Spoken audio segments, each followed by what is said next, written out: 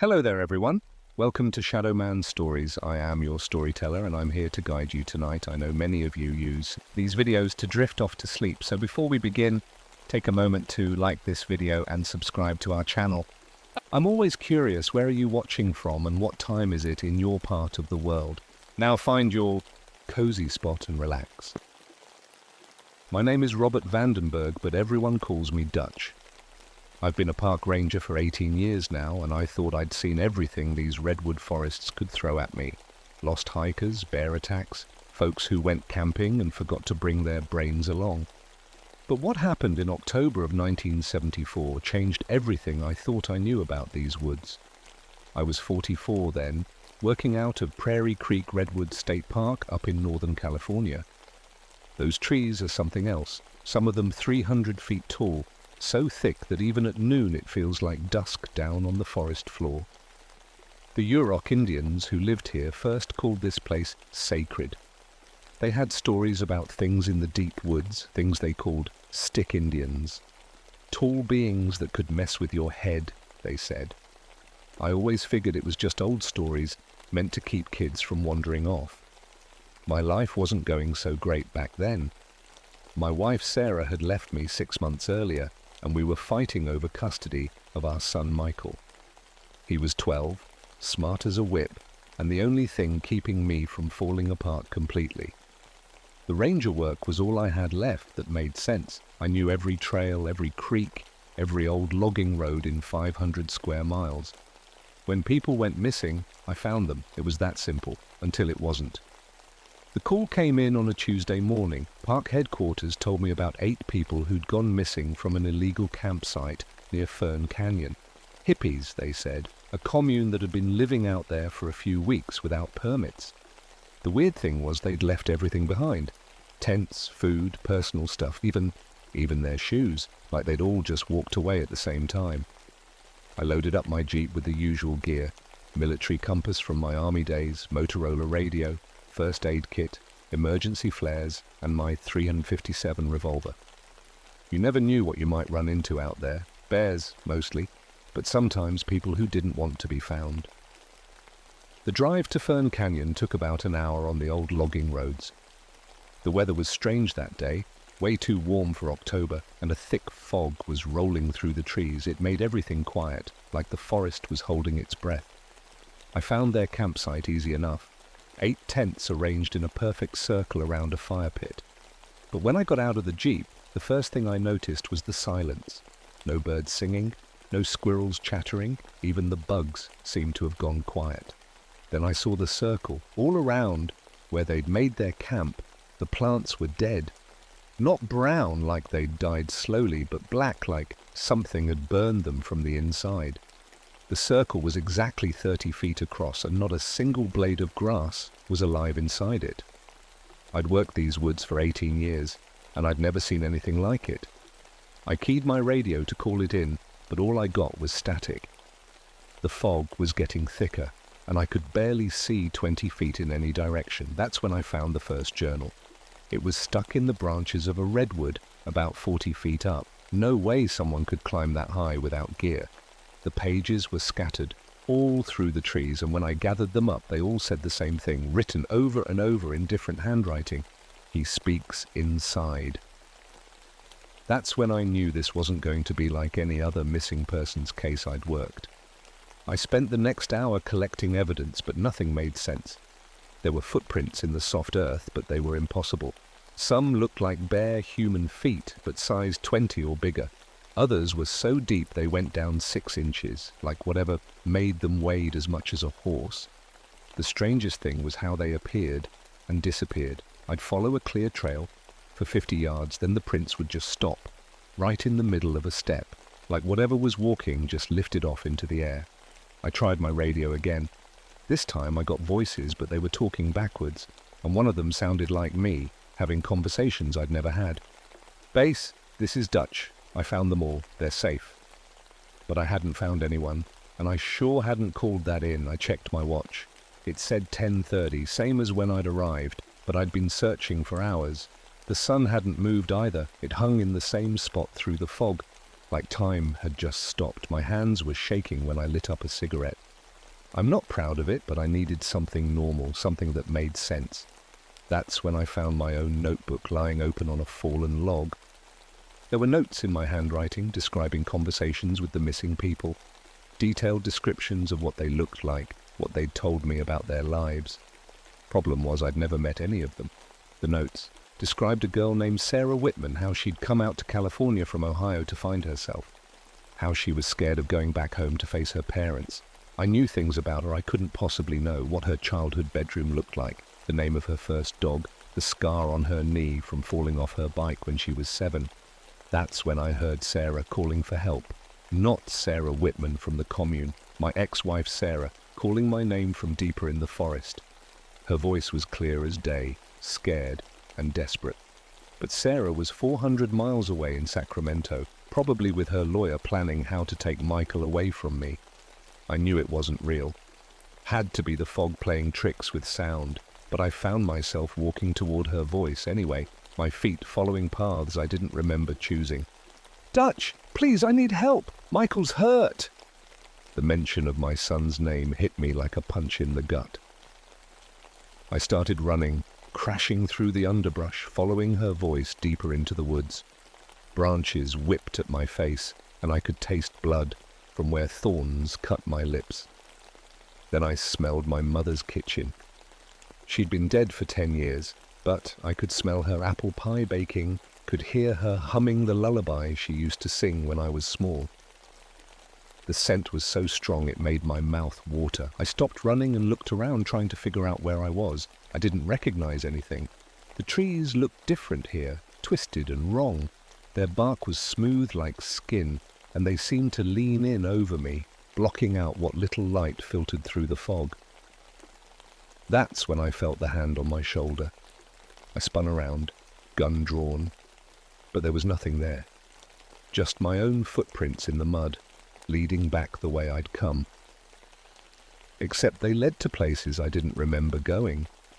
There were too many of them, going in all directions, like I'd been walking in circles for hours.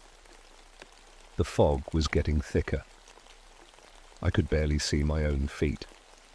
And somewhere in that grey, something big, was moving between the trees. The first time I heard its voice, I thought it was Michael. "Daddy, why did you leave us?" My son's voice, clear as if he was standing right next to me, but when I turned, there was only fog and the dark spaces between the trees. Something massive moved in my peripheral vision, too quick to see clearly. "Michael?"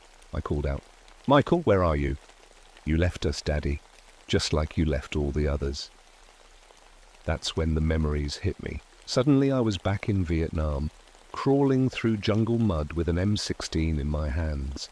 I could smell the gunpowder, feel the sticky heat, hear the helicopters overhead. But I'd never been to Vietnam. I'd spent those years working construction in Oregon. The memory was so real it knocked me to my knees. I could taste the fear in my mouth, feel my heart hammering against my ribs as machine gun fire erupted all around me. I watched my buddy Tommy get shot, saw his blood spray across the leaves. But Tommy wasn't real. I'd never had a friend named Tommy. "Get out of my head," I whispered. That's when I found Sarah Whitman. She was sitting against a redwood tree, staring at nothing with empty eyes. Alive, but not really there. When she saw me, she smiled like she knew me. "Hello, Robert," she said. "I've been waiting for you." She shouldn't have known my name, but she knew more than that. She started talking about my childhood, telling me about the time I broke my arm falling out of the old oak tree behind our house, about how my father whipped me for it, said I was too stupid to climb right. Nobody knew about that. I'd never told anyone, not even Sarah. "How do you know that?" I asked. "He showed me," she said, pointing deeper into the fog. "He shows us everything. All your memories, all your secrets. Would you like to see mine?" Before I could answer, Sarah Whitman's memories crashed into my brain like a freight train. I was 7 years old, scared and crying because my parents were fighting again. I was 16, kissing a boy named Danny behind the school gym. I was 22, telling my mother I was dropping out of college to follow the Grateful Dead. But these weren't my memories. They were hers. And I was living them like they'd happened to me. "Stop it," I said, but my voice came out small and weak.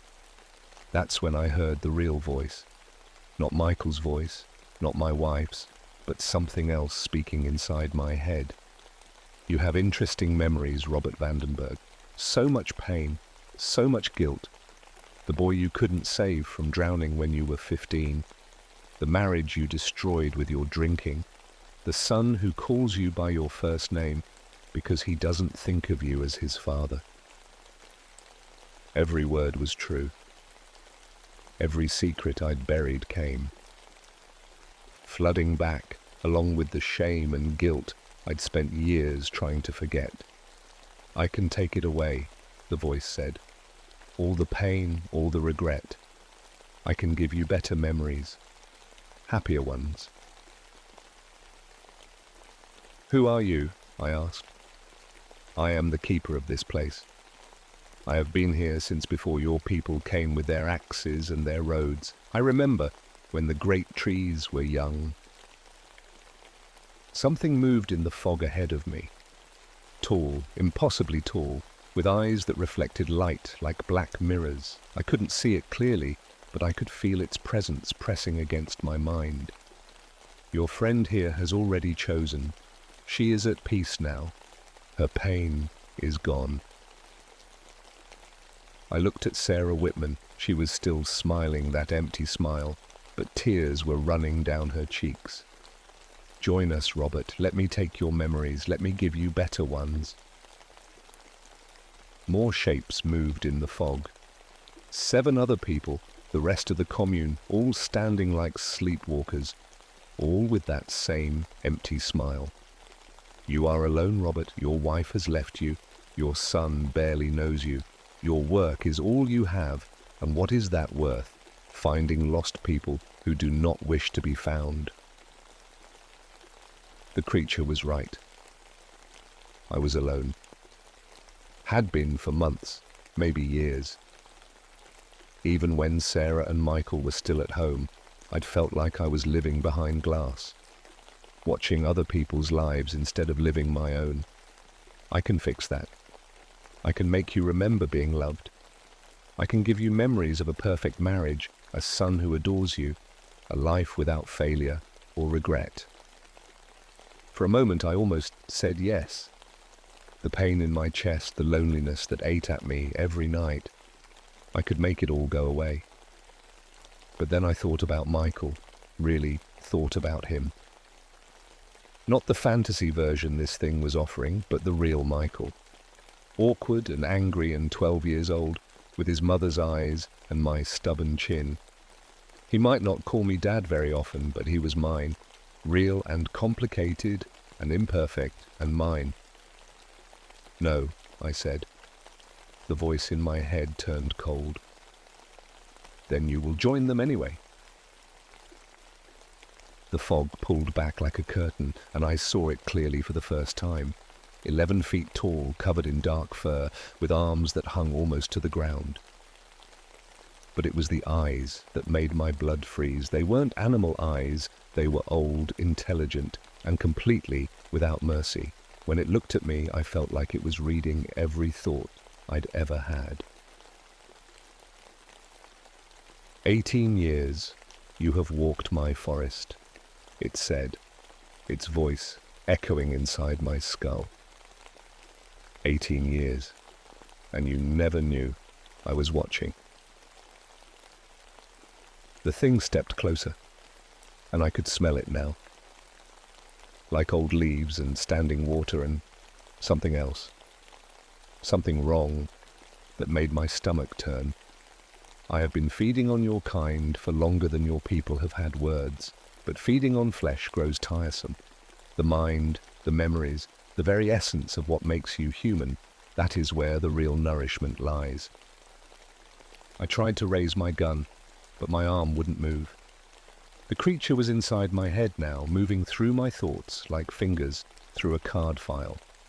Robert Vandenberg, born August 15th, 1930, son of Frank and Mary Vandenberg, Married Sarah Elizabeth Coleman, June 12, 1959. One child, Michael Robert Vandenberg, born March 3rd, 1962. It was reading my life like a book, pulling out memories I'd forgotten I had. My first kiss behind the high school gym. The day I got hired as a ranger. The night Michael was born, and how scared I was to hold him. You blame yourself for Sarah leaving. You think it was the drinking, the long hours, the way you shut her out when things got difficult. But it was more than that, wasn't it? You were never really there, even when you were in the same room. The memories came flooding back. All the dinners where I'd sat at the table, but been thinking about work. All the times Michael had tried to show me something and I'd been too tired to pay attention. All the nights Sarah had tried to talk to me and I'd pretended to be asleep. And now Michael calls you Robert, because Dad is a title you have to earn. He respects you as a park ranger, but as a father, you are nothing to him. Shut up, I said, but the words came out like a sob. I can change that. I can give you memories where you were the father you wanted to be, where Sarah loved you enough to stay, where Michael runs to you when you come home from work. The creature showed me flashes of a different life. Michael as a little boy, climbing into my lap to hear a bedtime story. Sarah kissing me goodbye before I left for work, telling me she loved me. Christmas mornings where my family was happy, really happy, not just pretending for the photos. All you have to do is stop fighting. For a second, I almost let go. The fake memories felt so real, so warm, and perfect. But then I heard Michael's real voice, not the one in my head, but the memory of what he'd actually said the last time I saw him. I wish you and Mum would just figure it out. I'm tired of being in the middle. Not I love you, Dad, or I wish you'd come home. Just a tired 12-year-old who was sick of his parents' drama, real and honest and completely imperfect. And that's when I knew what I had to do. I stopped fighting the creature's mental touch and opened my mind completely. But instead of letting it feed on my memories, I focused on one specific thing. The time I'd watched a documentary about Vietnam veterans, about the nightmares and flashbacks they lived with every day. The creature reeled back like I'd hit it with a stick. What are you doing? I kept pushing the documentary memories at it. Hours of interviews with broken men, their trauma and pain and guilt. The creature had been feeding on human minds for so long it had forgotten how to protect itself from them. Stop. But I didn't stop. I thought about every horror movie I'd ever seen, every news report about accidents and murders, every nightmare I'd ever had. I fed it all into its mind like poison.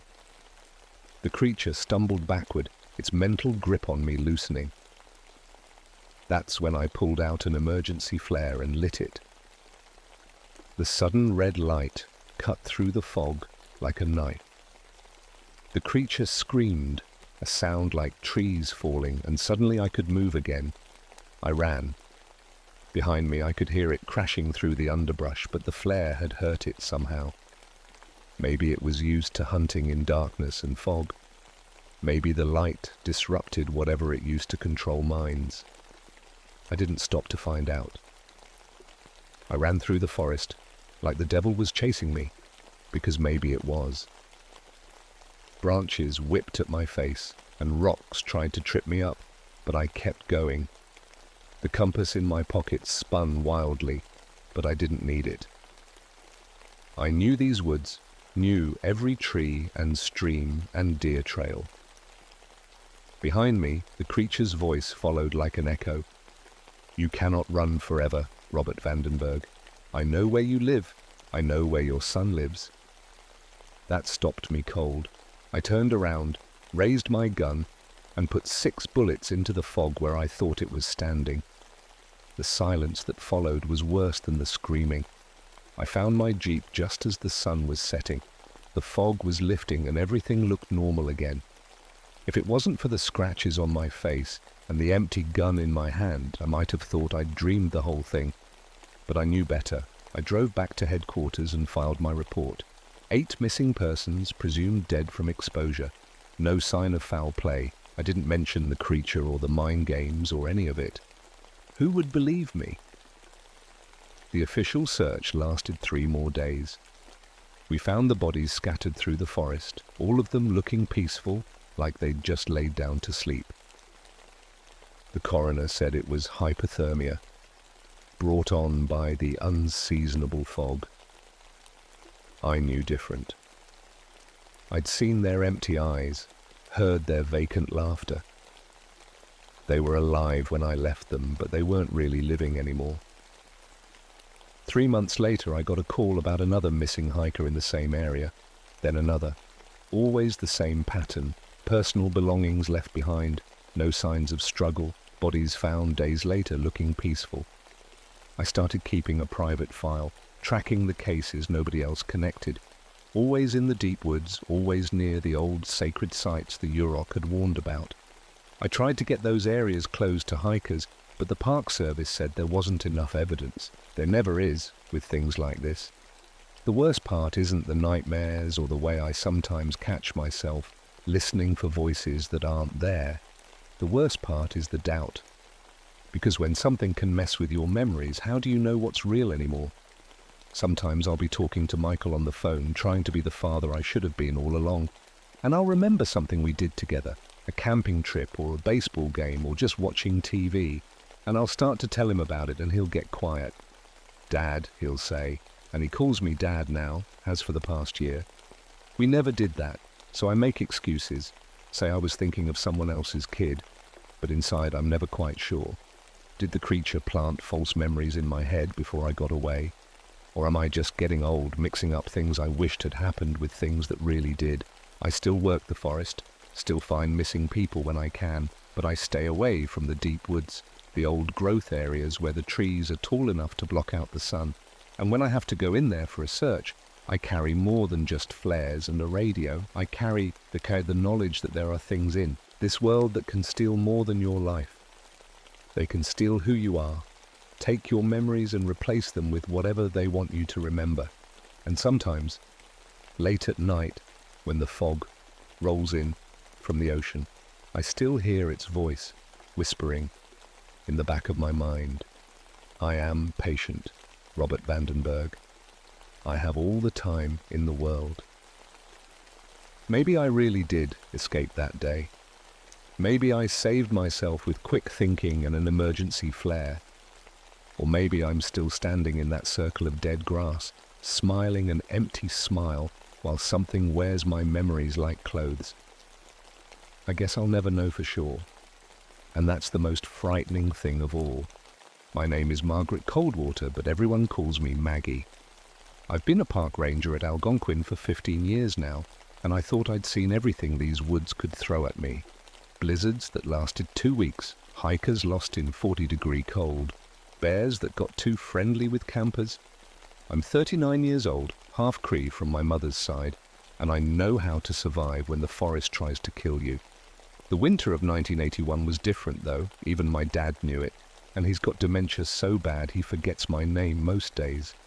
But he kept grabbing my arm with those shaky hands of his, speaking in old Cree words I barely remembered.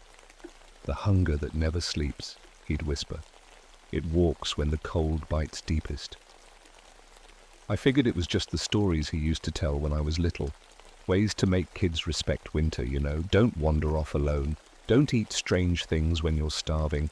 The cold makes people do terrible things. I'd seen it myself during rescues.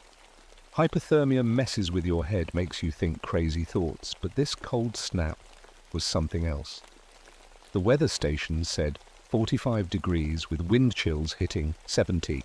Trees were snapping all around the park, cracking like gunshots in the night. The big lake had frozen so fast it made these weird spiral patterns, like someone had stirred the ice while it was forming. That's when the emergency beacon went off. Hunting Lodge, up in Sector 7, about 12 miles from the nearest road. 12 guests, all from Toronto, paying good money to hunt deer and drink whiskey by a warm fire. The beacon only works when someone's in real trouble, broken leg, heart attack, something bad enough to need a helicopter. But this one went off for maybe 30 seconds, then died completely.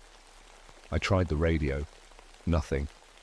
The phone lines to the lodge had been down since the storm started. My supervisor wanted to wait until the weather cleared, but I knew those people didn't have that long. Not in this cold, not without power. So I loaded up my gear and headed out on snowshoes. Thermal sleeping bag, emergency shelter, 5 days of food, flare gun. The works. I'd done this kind of rescue over 150 times. Once got trapped in a blizzard for 3 weeks with nothing but what I could carry. I know how to stay alive when the forest wants you dead. The woods felt wrong from the start. Too quiet. You know how snow usually muffles sound? This was different. Like the cold had frozen the sound right out of the air.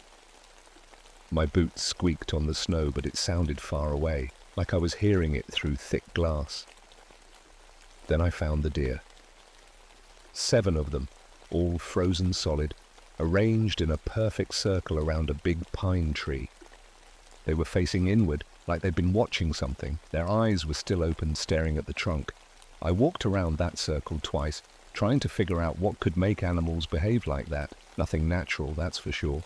The tracks leading away from the lodge were even stranger. Human footprints, but way too big. Maybe size 20 boots, if they made boots that big. Each print was filled with ice that had formed in these weird patterns. When I looked close, I swear I could see faces in that ice. Human faces, screaming. The hunting lodge looked like a giant ice cube when I finally reached it. The whole building was covered in thick ice, at least 3 inches on every surface. But here's the thing that made my skin crawl. The ice was on the inside of the windows, like someone had filled the place with water and let it freeze solid. The front door wouldn't budge, frozen shut from the inside, which made no sense at all. I had to break a window to get in, and my axe bounced off the ice like I was hitting concrete. It took 20 minutes of chipping to make a hole big enough to crawl through. Inside was like stepping into a freezer from hell. The air was so cold it burned my lungs. My thermometer read 90 degrees, which should have been impossible. The ice covered everything, walls, ceiling, furniture. But it wasn't normal ice. This stuff spiraled upward in these crazy patterns that seemed to bend the wrong way, like they were growing up instead of hanging down. And there were the guests. 12 people, all frozen exactly where they'd been when the cold hit. A man in a red flannel shirt was reaching for the phone, his hand stretched out, eyes wide with terror. A woman sat at the kitchen table with a fork halfway to her mouth, food still stuck on it. They looked like they'd been flash frozen in the middle of whatever they were doing. But their faces, God, their faces, pure terror, like they'd seen something so awful their minds couldn't handle it. I tried my radio again, nothing but static. The emergency phone on the wall was covered in ice so thick I couldn't even see the buttons. My satellite phone showed a countdown timer running backwards, but the numbers were in some language I didn't recognize. That's when I smelled it, coming from the kitchen, meat, cooking meat, but not deer or beef. Something else, something that made my stomach turn and my mouth water at the same time. I followed the smell to the stove, where pots sat covered in ice. Inside one of them, I found what was left of someone's arm. Human arm. The bone had been gnawed clean. There were journals scattered around the main room. I picked up one that wasn't too frozen to read. The last entry was dated 3 days ago. Can't stop thinking about food. We ate dinner an hour ago, but I'm still hungry. So hungry it hurts. Keep dreaming about eating Tom's leg. Woke up with my mouth watering. What's wrong with me? Another journal, different handwriting. Something's outside. We can hear it walking around the lodge.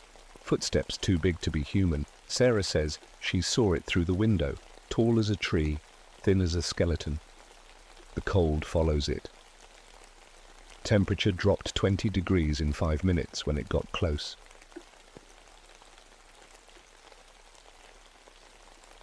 The last entry made my blood freeze.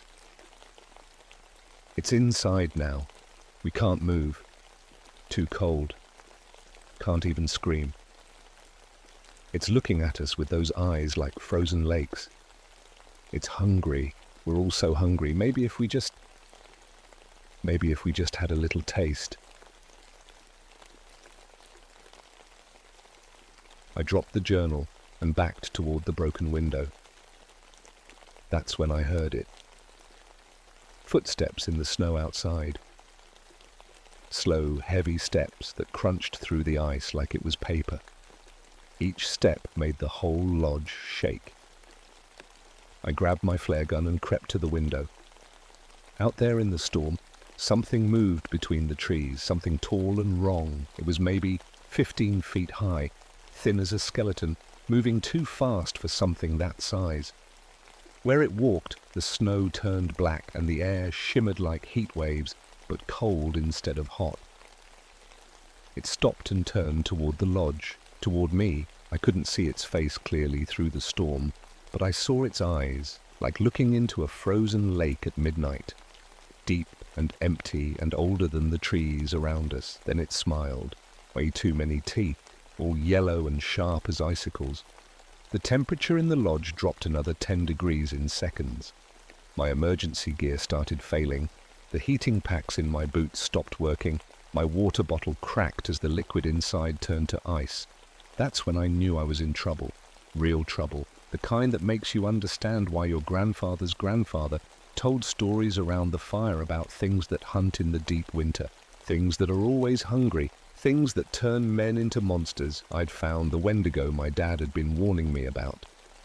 And now it knew I was here. I ran, crashed through that broken window and ran into the storm like my life depended on it. Because it did.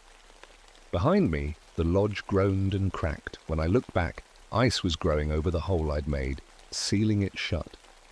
The whole building was turning into a solid block of ice, with those 12 people trapped inside forever. The thing, the Wendigo, it followed me. I could hear it moving through the trees, branches snapping like matchsticks under its weight.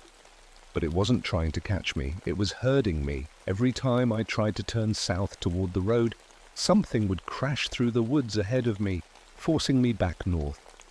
Deeper into the wilderness, my gear kept failing. The heating elements in my coat died first.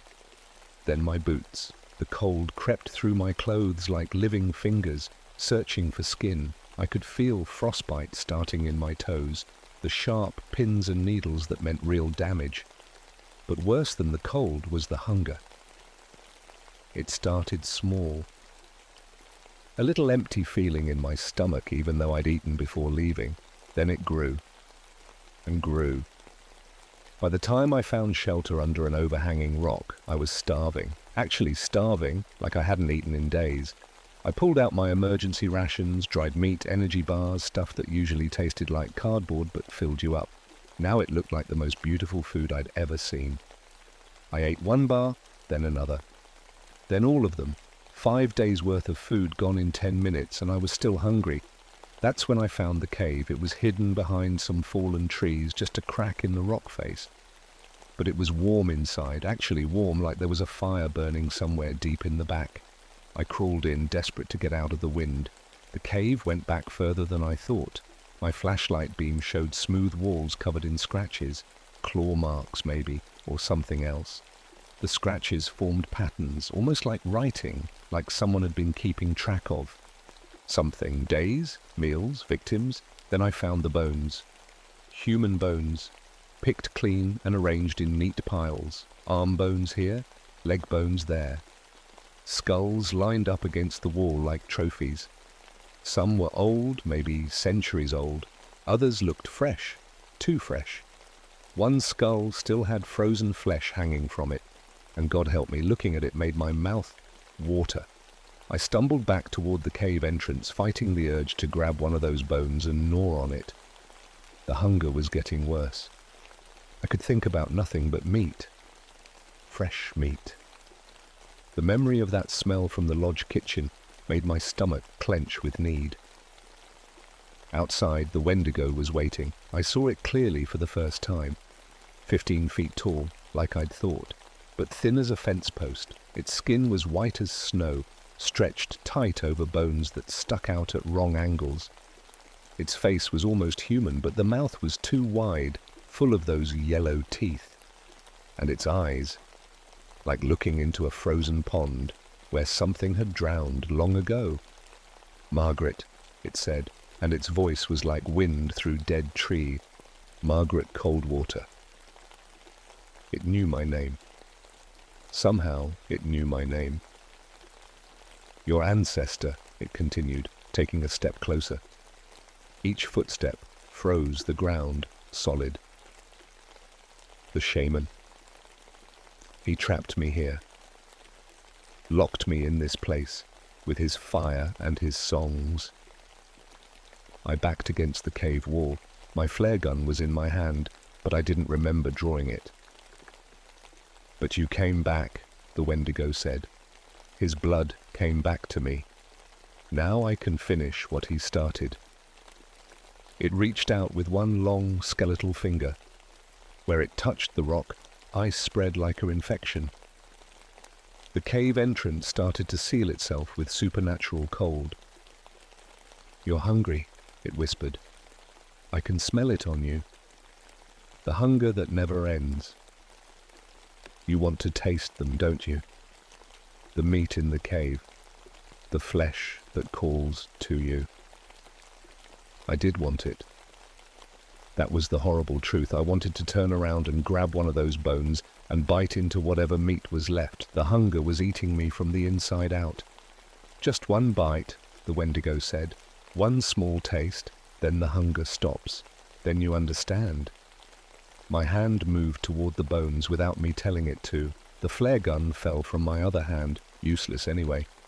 What good was fire against something made of winter itself? "That's it," the creature whispered. "Take what you need. Take what you deserve." I grabbed a femur bone. There was still meat on it, frozen but fresh. My teeth were already moving toward it when I heard something else. A voice, faint but clear. My father's voice, speaking in Cree. The old words he'd been trying to tell me. Not the hunger that never sleeps. The hunger that never stops. The Wendigo had been here before. It had turned people before. And it was trying to turn me. I threw the bone away and dove for my flare gun. The Wendigo shrieked, a sound like breaking glass mixed with a dying animal. The cave walls cracked from the noise. But I was already moving. Out of the cave into the storm, running again. Running toward the only thing that might save me. The old trading post. The place where this all started 300 years ago, where my ancestor had trapped this thing the first time. If I could make it there, maybe I could finish what he started. Behind me, the Wendigo's howl shook snow from every tree in the forest. It was coming. And this time it wasn't just herding me, this time it was hunting for real. The trading post ruins were buried under 20 feet of snow, but I knew where to look. My grandfather had brought me here when I was 12, told me the story of Pierre Dubois and the winter that never ended. Dubois was a French trader who got trapped here with 5 other men in 1672. Worst winter on record, even worse than this one. When spring came, the Cree found only Dubois alive, fat as a bear, while his companions had vanished completely. But Dubois wasn't human anymore. The hunger had changed him into something else, something that would never be satisfied. My ancestor, a shaman named Joseph Coldwater, had fought that thing for 3 days and 3 nights, used sacred fire and old songs to trap it in the spiritual world. But the Wendigo had sworn it would return when the bloodline came back to this place. Now here I was, same blood, same winter, same monster. I found the foundation stones under the snow and started digging. My hands were too numb to feel the cold anymore, but I kept digging. Somewhere under here was what I needed, what Joseph Coldwater had left for whoever came after him. The Wendigo found me before I found it. "You cannot run from hunger," it said, stepping into the clearing. Where its feet touched the ground, the snow turned black and the air cracked like breaking ice. "You cannot hide from what?" "You are." It was bigger now, 20 feet tall, maybe more, fed by my fear, by my growing hunger. Its eyes were like headlights, casting blue light across the ruins. "I know what you are," I said, still digging. My fingers hit something hard. Stone. Carved stone. "You're Pierre Dubois, the trader who ate his friends." The Wendigo laughed, and icicles fell from the trees like daggers. "Pierre Dubois died in 1672, it said. I am what he became, what you will become. The hunger makes us stronger, faster. We never die, never age, never stop feeding." I pulled the stone from the snow. It was carved with Cree symbols, blackened by old fire. Joseph Coldwater's work, his trap, waiting for someone who knew how to use it. "You've been feeding on people for 300 years, I said. "How many? How many did you turn into things like you?" "Enough," the Wendigo said. "And there will be more. The cold is spreading. Soon it will reach the cities. Millions of hungry people, all ready to take their first taste of forbidden meat." It stepped closer. I could smell it now. Death and ice and something worse. Something that made my empty stomach cramp with need. "But you're special," it continued. "Shaman blood. You can help me break the barriers your ancestor built. Help me spread the hunger across the world." I stood up, holding the stone. My grandfather's words came back to me. Instructions passed down through generations, waiting for this moment. "Sacred fire," I whispered. "Tobacco and cedar." The old songs. I pulled out my emergency matches. 3 left. My hands were shaking so badly I could barely hold them. "Fire cannot stop the cold," the Wendigo said. "I am winter itself. I am the hunger that never ends." But it stepped back when I lit the first match. I touched the flame to some dried grass I'd found in my pockets, added a piece of bark from a sacred birch tree. The fire caught, small but bright. I blew on it gently, the way my grandfather had taught me. The Wendigo screamed. The sound shattered trees 100 yards away. "You don't understand," it said, backing toward the edge of the clearing. "Without me, the hunger never stops. I am the only thing that feeds it. Kill me, and you'll starve forever. You'll eat your own flesh before you die." I added more fuel to the fire, cedar bark, tobacco from my emergency kit. The flames turned blue-white, casting light that made the Wendigo's form waver like a mirage. "My ancestor knew," I said. "The hunger isn't yours. You're just its servant. You're what happens when someone gives in to it." I started singing. Old Cree words I'd forgotten I knew, songs that came from somewhere deeper than memory. The fire grew brighter, and the Wendigo began to fade. "This isn't over," it said, its voice growing distant. "The cold will return, the hunger will return, your bloodline will return." The fire flared one last time, bright as the sun. When it died down, the Wendigo was gone. But the cold remained, and so did the hunger. They found me 3 days later, half dead from hypothermia and frostbite. Lost 2 toes and 3 fingers to the cold, but I was alive. The rescue team said it was a miracle. I told them the hunting lodge had been hit by an ice storm, carbon monoxide poisoning from a blocked chimney maybe, or hypothermia when the heat failed. 12 people frozen to death. A tragedy, but not uncommon in weather like that. The investigators bought it. What else were they going to believe? But I know the truth. I know what's still out there, waiting for the next winter, cold enough to wake it up. The Wendigo isn't gone, just sleeping, dreaming of hunger and ice and the taste of human flesh. Sometimes when the temperature drops below 0, I can feel it stirring, and I can feel the hunger stirring in me too. That's the price of fighting monsters. You carry a piece of them inside you forever. Joseph Coldwater knew it. That's why he left the stone, the instructions, the songs. He knew someone in his bloodline would have to do it again someday. I've been watching the weather reports. Climate change means fewer winters like 1981, but they still happen. And when they do, I'll be ready. I've got sacred tobacco growing in my backyard, cedar bark dried and stored, matches that never get wet. I'm 44 now, 5 years older and a lot wiser. I train new rangers in winter survival, but I also teach them things that aren't in any manual. How to recognize the signs, what to do if they find people arranged in circles around trees, why you never eat meat you find in the deep woods, no matter how hungry you get. Most of them think I'm just a crazy old woman with too many ghost stories. But a few listen, a few understand. They'll be ready when the next bad winter comes, when the hunger wakes up again. Because it will wake up. And that's the thing about monsters, they're patient. They can wait decades, centuries, for the right moment, the right person, the right winter. But we'll be waiting too. The Coldwater line doesn't break, and neither does our watch. The feast of bones is over, for now, but winter always comes back.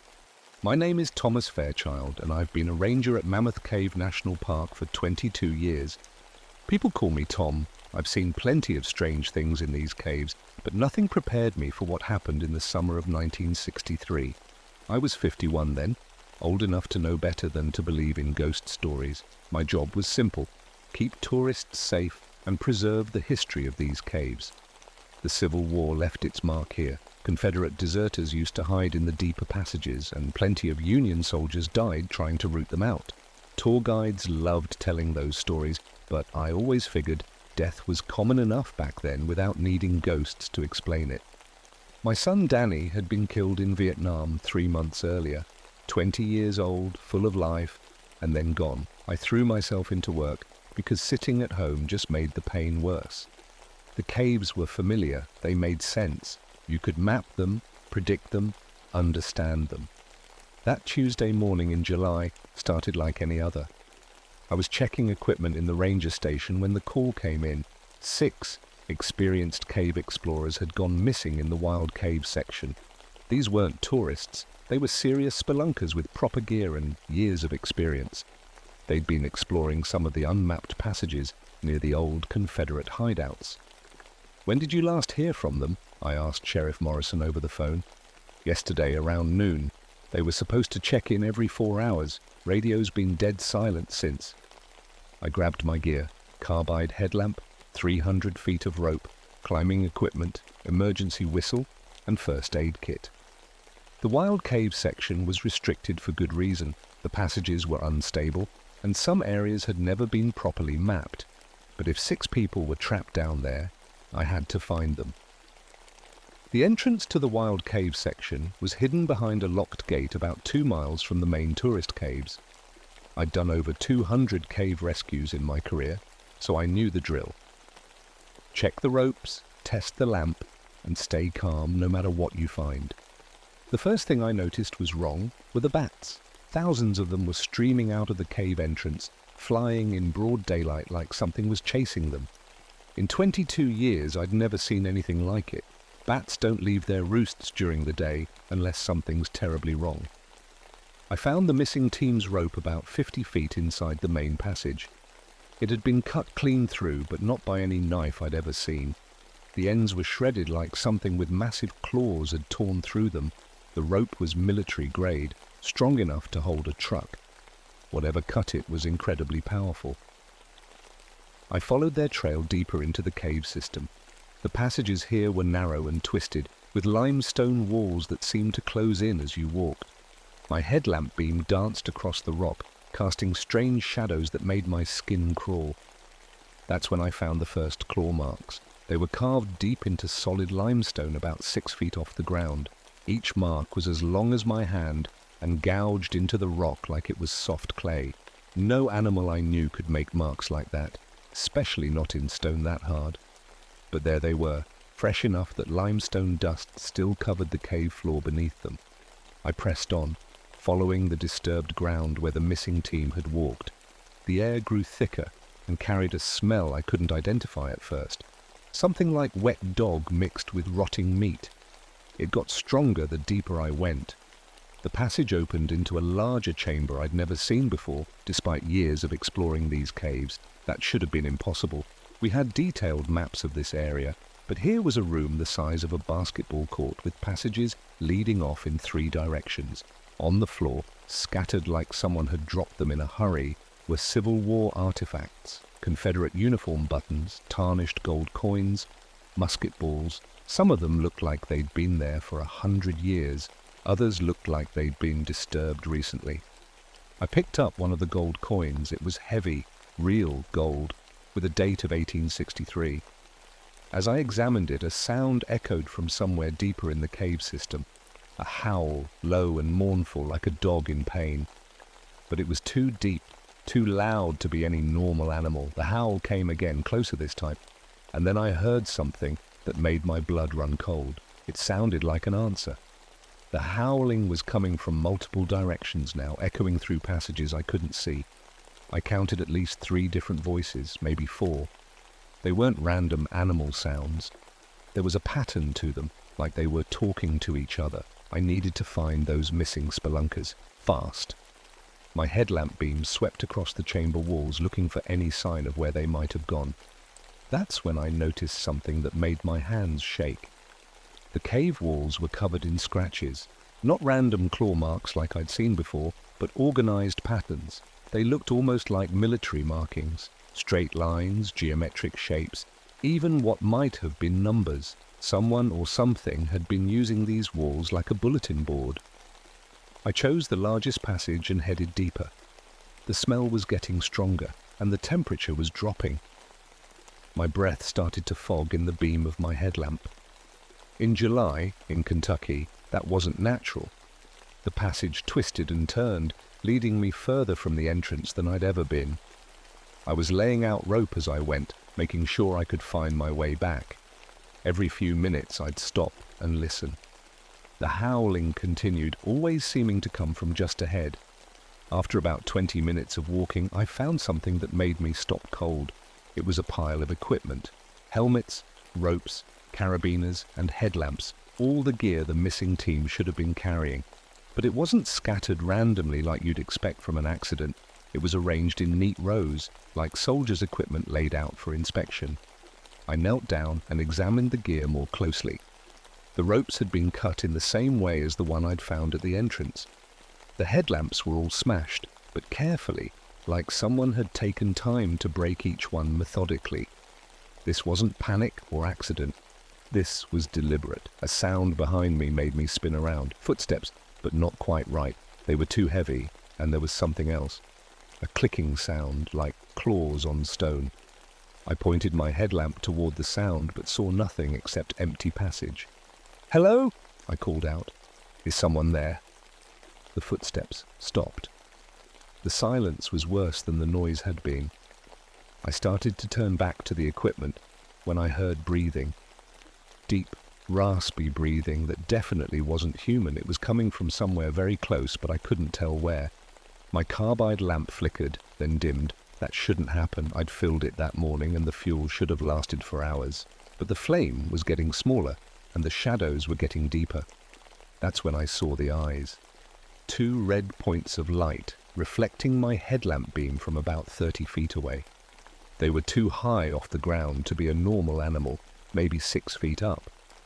As I watched, they moved, not side to side like a person walking, but up and down, like something was crouching and standing. "Who's there?" I called again, my voice echoing off the cave walls. The eyes disappeared. I stood perfectly still, listening. The breathing sound was gone, but I could feel something watching me. It was like that feeling you get when someone's staring at you from across a room, except much stronger. My headlamp flickered again, dimmer this time. I tapped it, trying to get the flame to stay steady. In the brief moment when the light went out completely, I heard movement all around me. Lots of movement. When the light came back on, the cave was empty again. But now there were fresh claw marks on the walls, deep gouges that hadn't been there 30 seconds before. I grabbed the damaged equipment and started backing toward the entrance. Whatever was down here, it was playing with me. The missing spelunkers were probably dead, and I'd be next if I didn't get out fast. That's when I heard the voice. Gold, must guard, can't leave. It was coming from the darkness ahead of me, spoken in a deep, gravelly voice with a southern accent. The words were slow and difficult, like someone learning to talk. "Who are you?" I called out. "Ordered to stay. Must guard the gold." I pointed my failing headlamp toward the voice, but saw nothing. The light was getting weaker by the minute, and I was starting to panic. Whatever was down here, it was intelligent, it could talk, and it had been waiting for me. The breathing sound started again, but now it was coming from multiple directions. I was surrounded. My headlamp went out completely. In the absolute darkness of the cave, I heard them moving, footsteps and claw clicks, getting closer. I fumbled for my emergency flashlight, but my hands were shaking so badly I dropped it. It clattered on the stone floor and went out. "Please," I whispered, "I'm just looking for the missing people." "No one leaves," the voice said, much closer now. "Orders are orders." A hand touched my shoulder. A hand with claws. I spun away from the clawed hand and ran blind through the darkness. Behind me I could hear them coming, multiple sets of footsteps howling, and something that sounded like orders being barked in, a language I couldn't understand. My shoulder slammed into a rock wall and I felt along it desperately, looking for the passage I'd come from. My spare flashlight was somewhere on the cave floor behind me, but I couldn't go back for it, not with those things following me. Finally, my hands found an opening. I squeezed through and kept running, feeling my way along the walls. The sounds behind me were getting closer, but they were also getting more organized.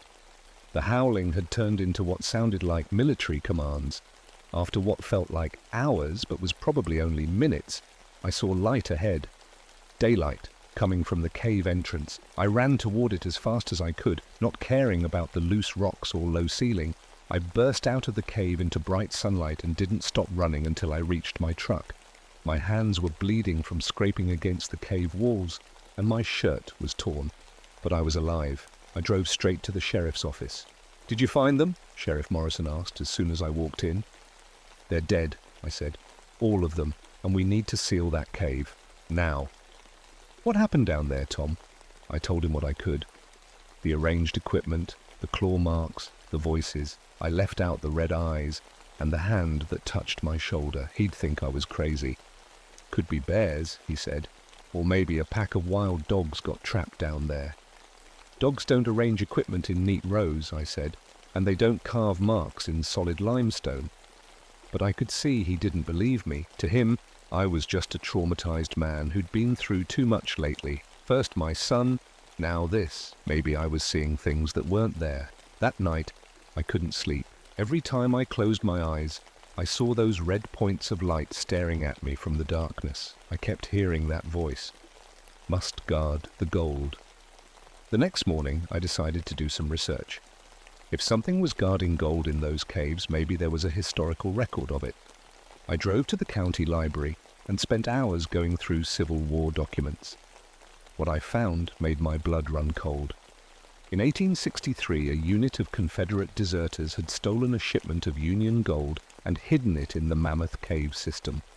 When Union soldiers tracked them down, there was a firefight deep in the caves. 7 Confederates were killed, along with 3 Union soldiers. But according to the report, the gold was never found. The Union commander who wrote the report mentioned something strange. He said his men reported hearing howling from the caves for weeks after the battle, and several soldiers claimed to see red eyes watching them from the cave entrances at night. The howling stopped after about a month, and the Union troops moved on. The gold was written off as lost. I stared at the old documents, my hands shaking. 7 Confederates killed in 1863. 7 howling voices in the caves. It couldn't be a coincidence. That afternoon, I got a call from Sheriff Morrison. "Tom, we've got a problem. 3 more people went missing near the cave entrance, a family of tourists. They were camping about a mile from the wild cave section." "When?" "Last night. Their tent was shredded. and there are tracks leading toward the caves. Tracks we can't identify. I knew I had to go back.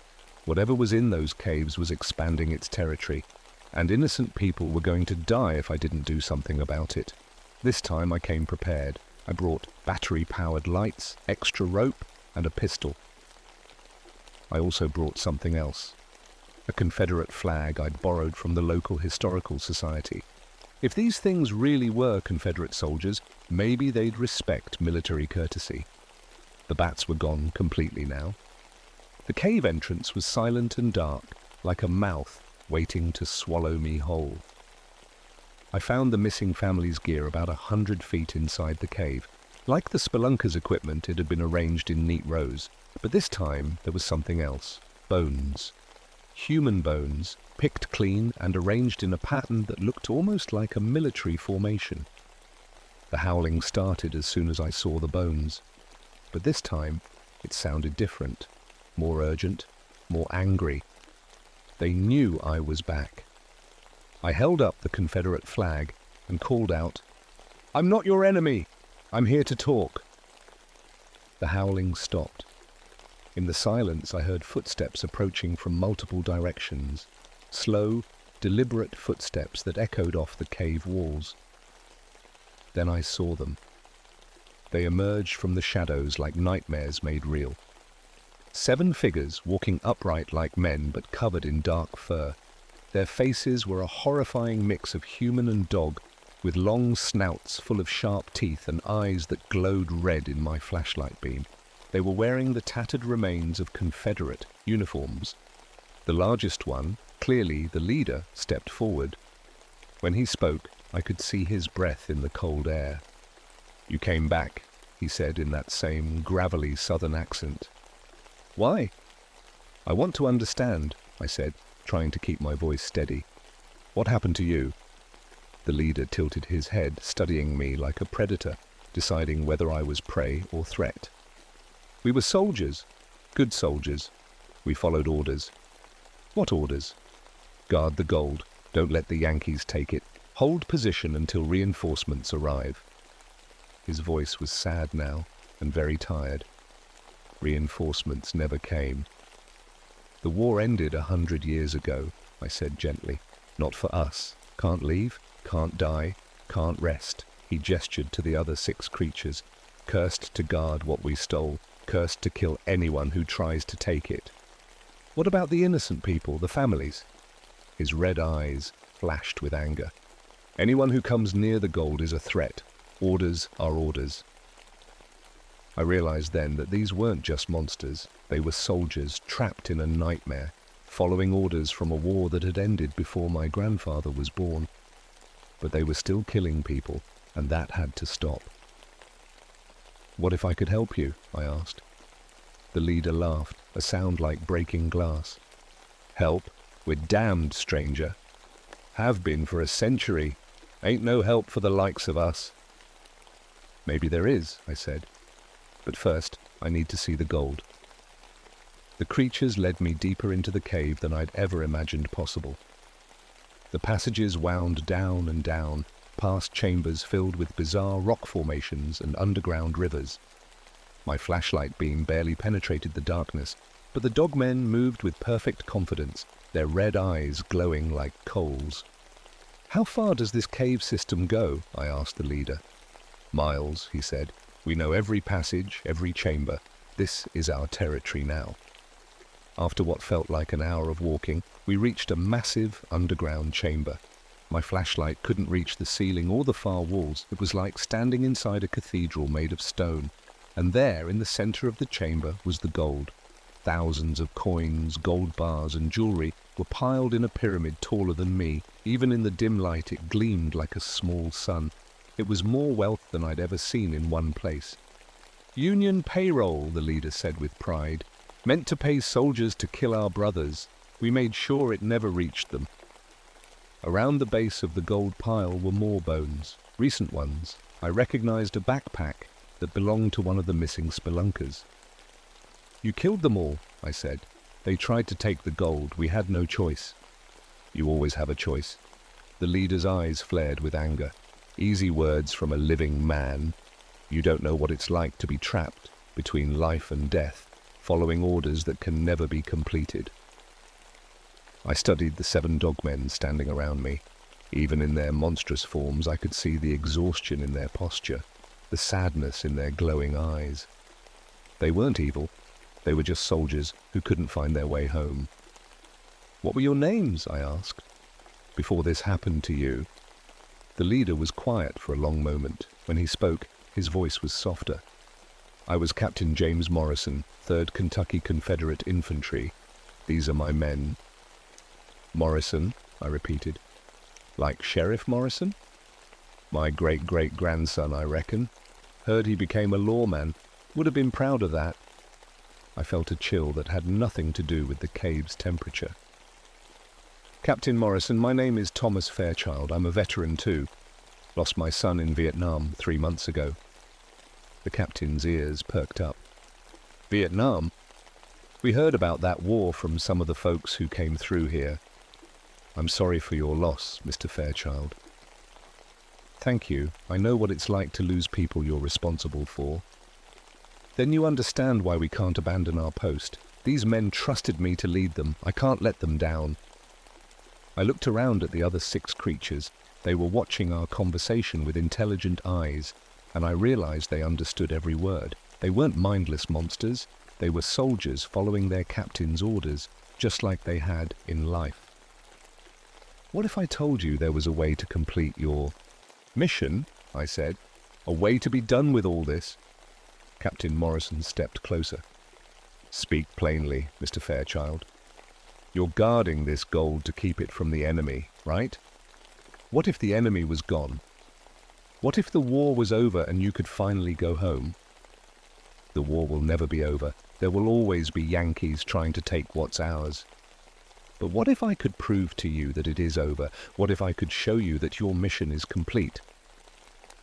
The captain was quiet for a long time. Around us, the other dogmen waited for his decision. "How?" he finally asked. I took a deep breath. "Give me 3 days. Let me arrange something, a proper military funeral for you and your men. Full honors, recognition of your service. When that's done, your duty will be complete. And if we refuse, then you'll keep killing innocent people, and eventually the government will find a way to stop you, probably with explosives that'll bring down the whole cave system." Captain Morrison looked at his men, then back at me. 3 days, but if you try to trick us, Mr. Fairchild, if you bring soldiers to kill us or try to steal our gold, we'll hunt you down. We'll kill you and everyone you care about." "I understand. And you'll stay here with us tonight, as insurance." I nodded, even though the thought terrified me. "I'll stay." The next 18 hours were the longest of my life. The dogmen took turns watching me, their red eyes never blinking. They didn't sleep, didn't eat, didn't seem to need rest of any kind. They just stood guard, eternal sentries in their underground fortress. Captain Morrison told me their story, how they'd been good soldiers who believed in their cause, how they'd stolen the gold not for personal gain, but to keep it from funding the Union Army, how they'd been trapped in the caves when the Union soldiers found them. "We killed them all," he said, "every last one, but their sergeant, he was dying slow, had time to curse us, said we'd guard that gold until the end of time, never able to leave, never able to die. And it worked. Look at us, Mr. Fairchild. We've been here for 100 years, and we'll be here for 100 more unless something changes." When dawn finally came, I climbed out of the cave and drove straight to the Confederate Historical Society. I told them I'd found the remains of Captain Morrison's unit and wanted to arrange a proper burial ceremony. "That's a wonderful idea," said Mrs. Henderson, the society president.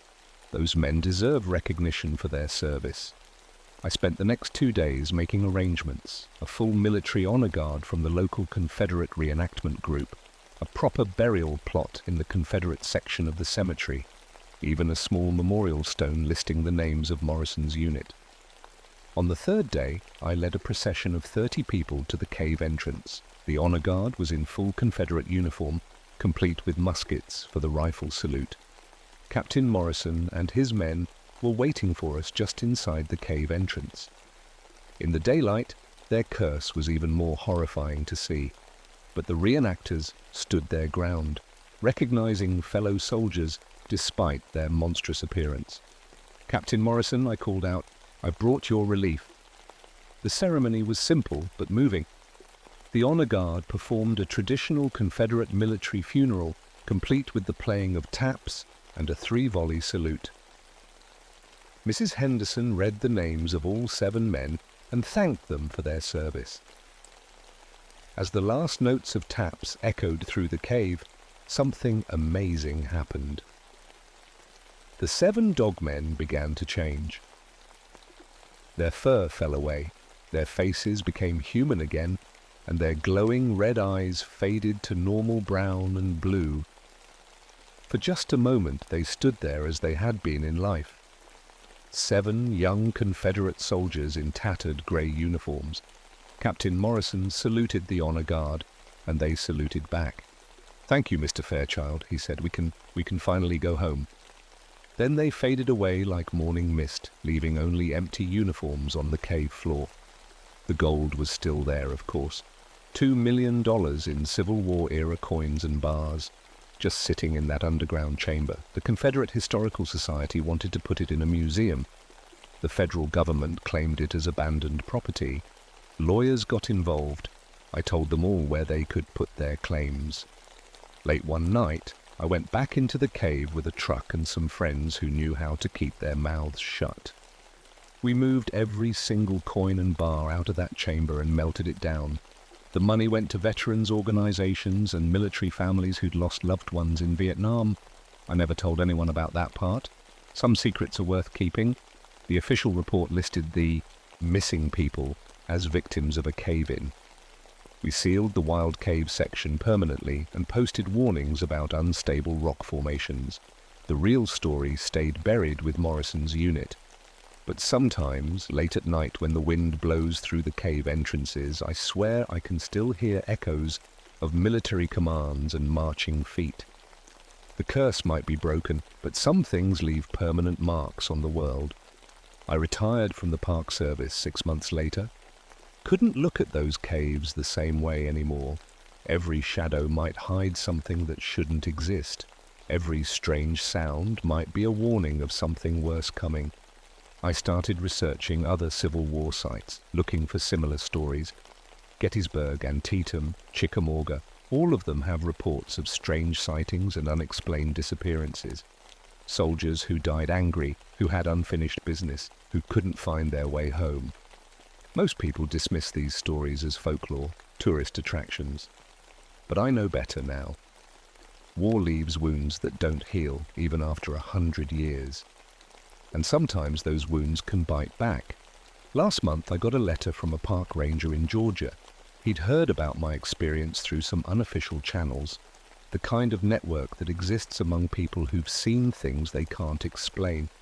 He wanted my advice about some strange incidents near a Civil War battlefield, disappearances, howling at night, red eyes in the darkness. I wrote back and told him what I'd learned: respect the dead, honor their service, and help them find peace. It's the only way to break the cycle. But I also warned him to be careful. Not all war spirits are as reasonable as Captain Morrison. Some are too far gone, too angry, too lost in their eternal battles to be saved. Those are the ones that still haunt my dreams.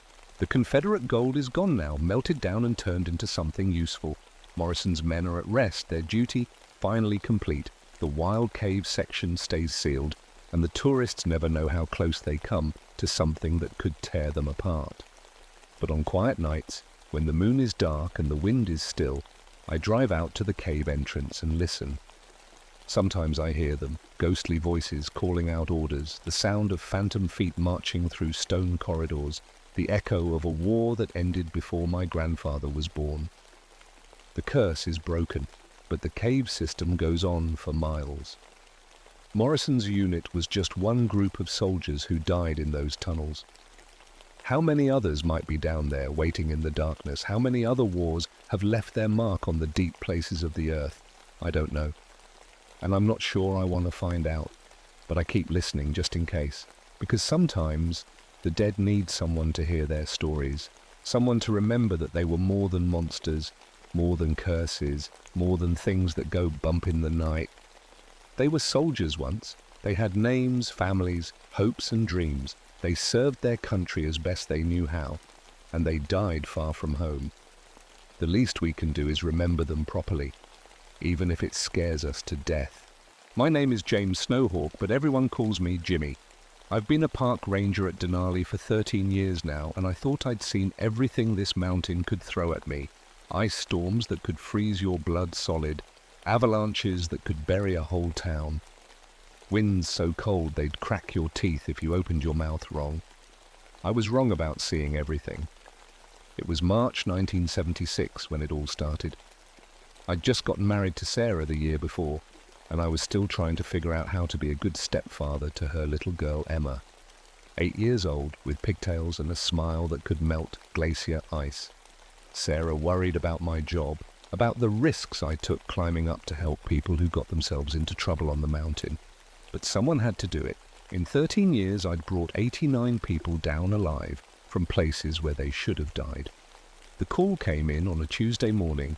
4 scientists from the university had been up at the research station for 2 weeks, studying weather patterns. Nothing unusual about that. We got research teams all the time. But their daily check-in was 3 days overdue, and their emergency beacon was still pinging. That meant they were alive, but something was keeping them from getting down. Probably just equipment failure, said my supervisor, Charlie. You know how these college types are with radios. I wasn't so sure. The beacon signal was coming from 14,000 feet up, right where the weather station sat. But the weather reports we were getting didn't make sense. The instruments were showing temperature swings of 50 degrees in minutes, localized blizzards that started and stopped like someone was turning a switch. My grandmother used to tell stories about things like that back when I was Emma's age. Tornasuk, she'd whisper, using the old Inuit word. The ice giant who sleeps in the high places, he controls the mountain's breath, the snow's dance. But he only wakes when humans disturb his dreams. I'd always figured those were just stories to keep kids from wandering too far up the mountain. Cultural metaphors for avalanche danger, my college professors had called them. Now, loading my pack with enough gear to survive a week in conditions that could kill you in an hour, I wasn't so sure. The weather station sat on a ridge that should have been visible from 5 miles away. I'd been up there dozens of times for routine maintenance, but as I climbed higher, something felt wrong. The air was too still, too quiet. Even the wind seemed afraid to make noise. My radio crackled with static. "Jimmy, you there?"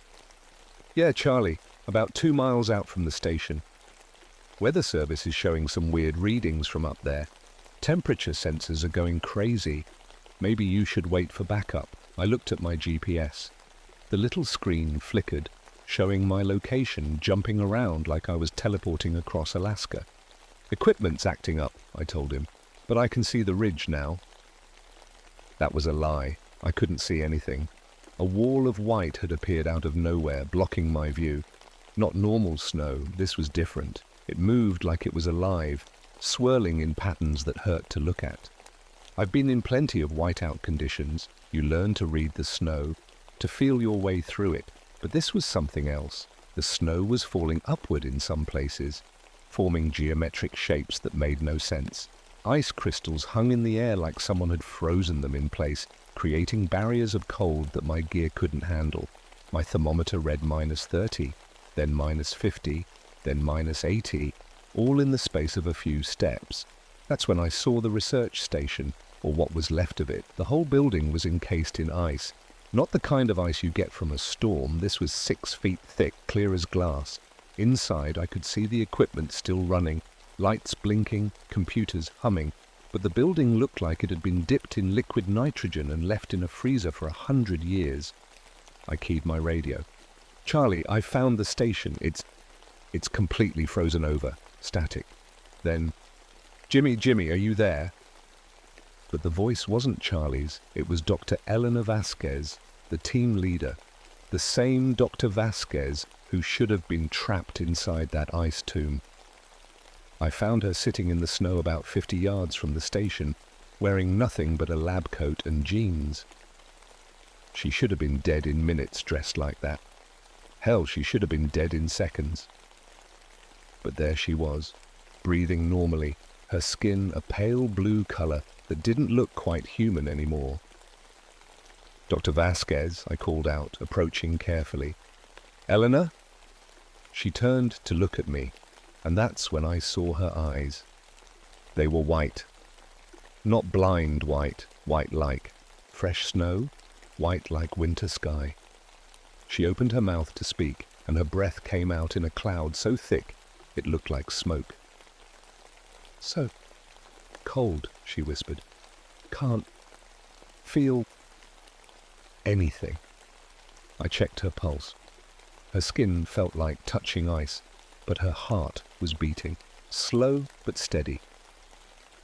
My thermometer read her body temperature at 75 degrees. That should have been impossible.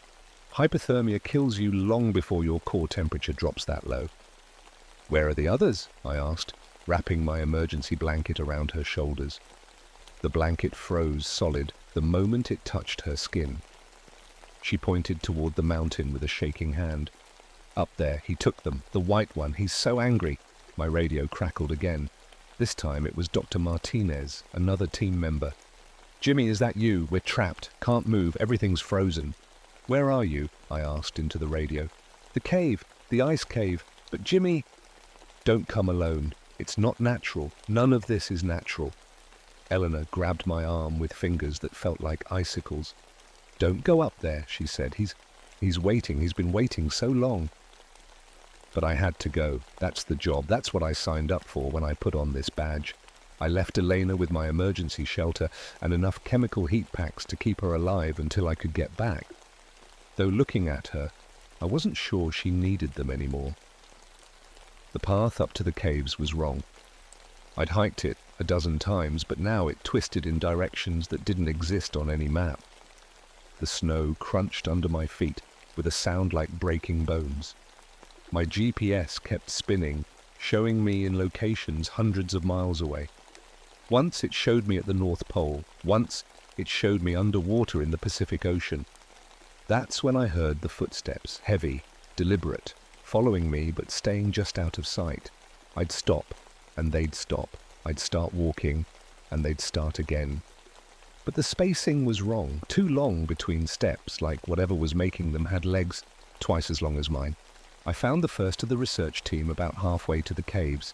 Dr. Martinez was standing in a clearing, perfectly still. At first I thought he was just cold, maybe in shock. But as I got closer, I realized he wasn't standing at all. He was frozen inside a column of ice that had formed around him like a sculpture. His eyes were open. They tracked my movement as I approached. "Martinez!" I called out. His mouth moved, but no sound came out. I could see his lips forming words.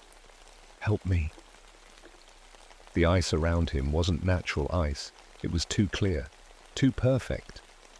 It looked like someone had poured liquid glass around him and let it harden.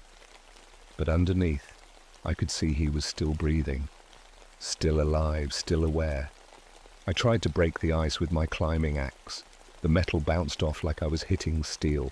Worse, the ice began to spread up the handle of my axe, freezing my gloves to the metal. I had to tear them off and leave them there, embedded in the ice like some kind of Arctic fly trap. That's when I heard the voice. It wasn't human, it was the sound wind makes when it blows through ice caves, but shaped into words, ancient words that I somehow understood even though I'd never heard them before. "Go back, small one. This place is not for your kind." I spun around looking for the source of the voice.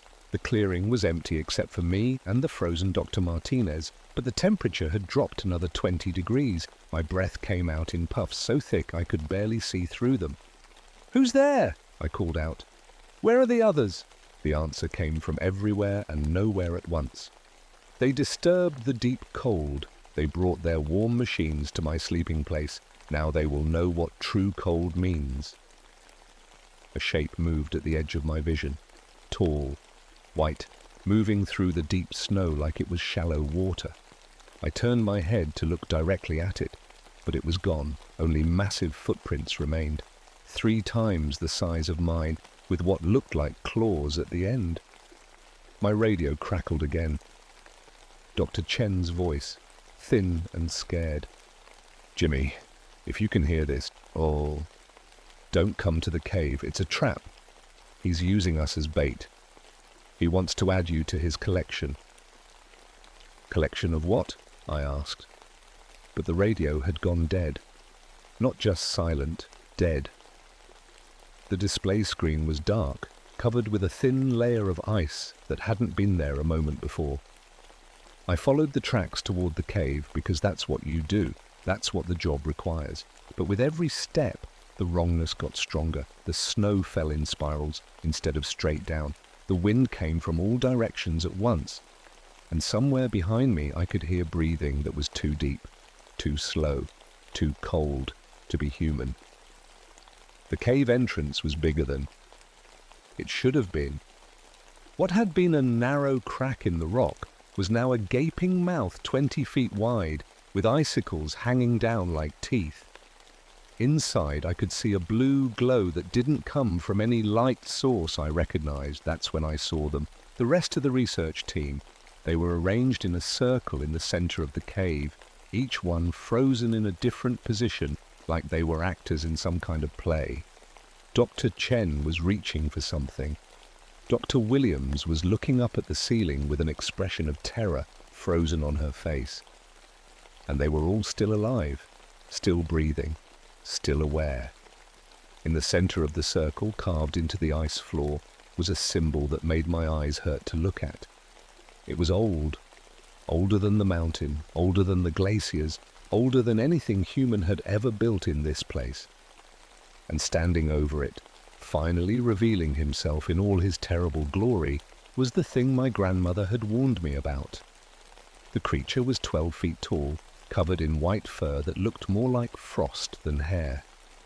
Its eyes were the color of deep ice, blue-white and ancient.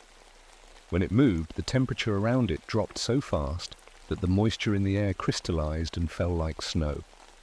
But it wasn't just big, it was wrong in ways that made my brain hurt to process. Its proportions were almost human, but stretched and distorted like a reflection in broken ice. Its hands ended in claws that looked like they were carved from glacier ice, sharp enough to cut through steel. When it spoke, its voice was the sound of avalanches, of ice cracking in the deep cold of winter nights. "Another warm one comes to disturb the old places," it said, and I felt the words more than heard them. Good, I grow hungry. I tried to run. That's not something I'm proud of. But when you're face to face with something that shouldn't exist, sometimes your body makes decisions your mind can't handle. But the moment I turned toward the cave entrance, a wall of ice appeared, blocking my escape. Not formed, appeared, like it had always been there. The small warm ones brought their machines to measure my breath, the creature continued, gesturing to the frozen research team. They wanted to understand the mountain's cold. Now they understand. They will understand for a very long time. I looked at Dr. Chen, frozen in his reaching pose. His eyes moved to meet mine, and I saw the terror there, the awareness. He'd been like this for days, conscious, unable to move, feeling every second of the supernatural cold slowly working its way through his body. "What do you want?" I managed to ask. The creature smiled, and its teeth were icicles. "I want the warm ones to leave my mountain. I want their machines to stop measuring what should not be measured. I want them to stop making the world too warm for the deep cold to survive." It gestured, and suddenly I was surrounded by images made of ice and snow, pictures of the world as it used to be, covered in glaciers, locked in an eternal winter, and pictures of what it had become, warming, melting, shrinking the places where creatures like this could survive. "Your kind killed the world of ice," it said. "Now I will kill the world of warmth." That's when I understood.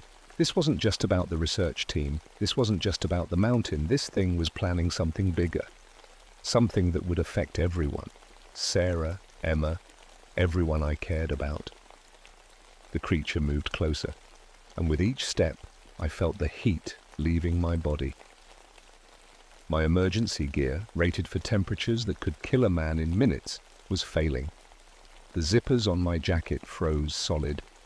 My boots started to crack. My breath came in shorter and shorter puffs as the air itself became too cold to breathe. "You will join them," it said, pointing to the frozen research team. "You will stand in my circle and think about what your kind has done to the deep places of the world. You will think about it for a very long time." Ice began to form around my feet.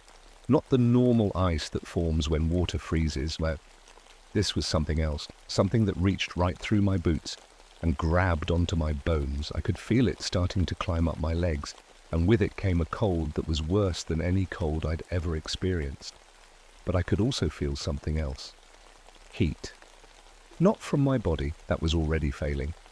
This was different.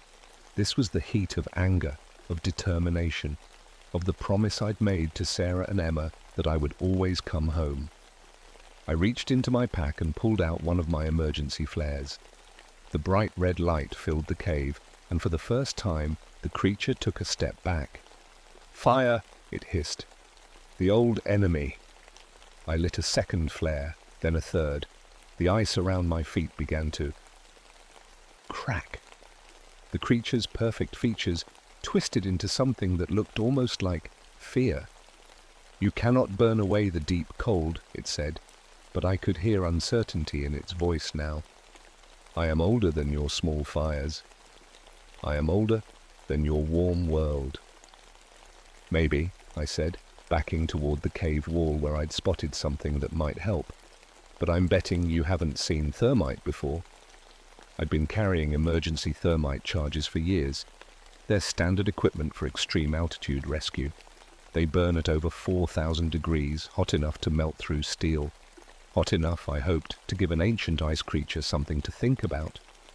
I pulled the pin on the first charge and threw it at the creature's feet. The explosion of heat and light was tremendous. The creature screamed, a sound like glaciers breaking, like the mountain itself crying out in pain. It staggered backward, its perfect ice fur smoking and steaming. "Impossible," it roared. "The deep cold cannot be defeated by small fires." But I could see that it was wrong. Where the thermite had touched the cave floor, the ice was gone. Not melted, gone. And the supernatural cold that had been pressing down on me like a weight was lifting. I threw the second charge, then the third. The creature retreated further into the cave, its form seeming to flicker like a mirage. The frozen research team began to stir as the temperature rose above the point where the creature's magic could hold them. "This is not over, warm one," the creature said, its voice fading as it melted back into the shadows. "I have slept for 1,000 years. I can sleep for 1,000 more, but when I wake again, your warm world will be ready for the deep cold to return." And then it was gone. Not disappeared. Gone. Like it had never been there at all. The research team stumbled to their feet, gasping and shivering, but alive. Dr. Chen grabbed my arm with hands that were still blue with cold. "We have to destroy the station," he said. "All of it.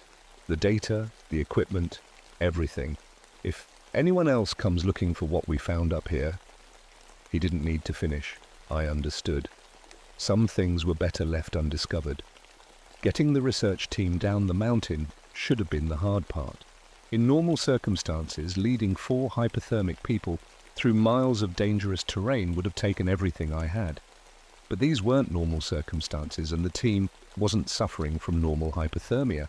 Dr. Vasquez was walking point, moving through the snow like she'd been born to it. Her body temperature was still impossibly low, but she seemed stronger than the rest of us. Dr. Chen kept stopping to look over his shoulder like he expected to see something following us. And maybe he did. Maybe we all did.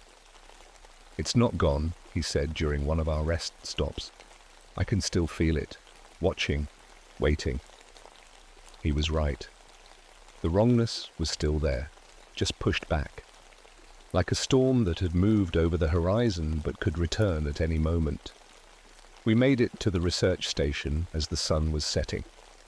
The building was still encased in its tomb of ice, but now I could see cracks in it, long, spidery fractures that hadn't been there before. The creature's grip on this place was weakening, but it wasn't gone. "We need to work fast," Dr. Chen said. "If it comes back while we're here..." Inside the station, the equipment was still running. Banks of computers hummed quietly, recording data that no one should ever see. Temperature readings that violated the laws of physics, weather patterns that couldn't exist in the natural world. And buried in the data files, I found something that made my blood run cold. Climate projections, not just for the mountain, but for the entire northern hemisphere. The creature hadn't been lying when it said it could bring back the Ice Age. The data showed how it could be done. A cascade effect, starting with the glaciers on Denali, spreading to the polar ice caps, eventually covering most of North America in ice sheets thousands of feet thick. "It's already started," Dr. Vasquez said, looking over my shoulder at the screen. "Look at the temperature readings from the last week. It's been testing its power, seeing how far it can push the climate patterns." I thought about Sarah and Emma, safe in our house in Anchorage, for now. But if this thing succeeded, if it managed to trigger its artificial ice age, they'd be in the path of glaciers that would grind everything to powder. "How do we stop it?" I asked. Dr. Chen was already pulling hard drives from the computers. "We don't. We can't, but we can make sure no one else finds out about it. If other research teams come looking, if the government gets involved, it'll see that as a threat," Dr. Vasquez finished. "It'll stop playing games and start the Ice Age for real." That's when the temperature in the room dropped 20 degrees in 5 seconds. The lights flickered, and outside we could hear the sound of footsteps in the snow. Big footsteps, getting closer. "It knows what we're doing," Dr. Chen whispered. The footsteps stopped right outside the station. Through the frosted windows we could see a massive shape, tall enough to block out the stars. Then came the voice, that sound like breaking ice that cut right through the walls. "You take knowledge that belongs to the deep cold.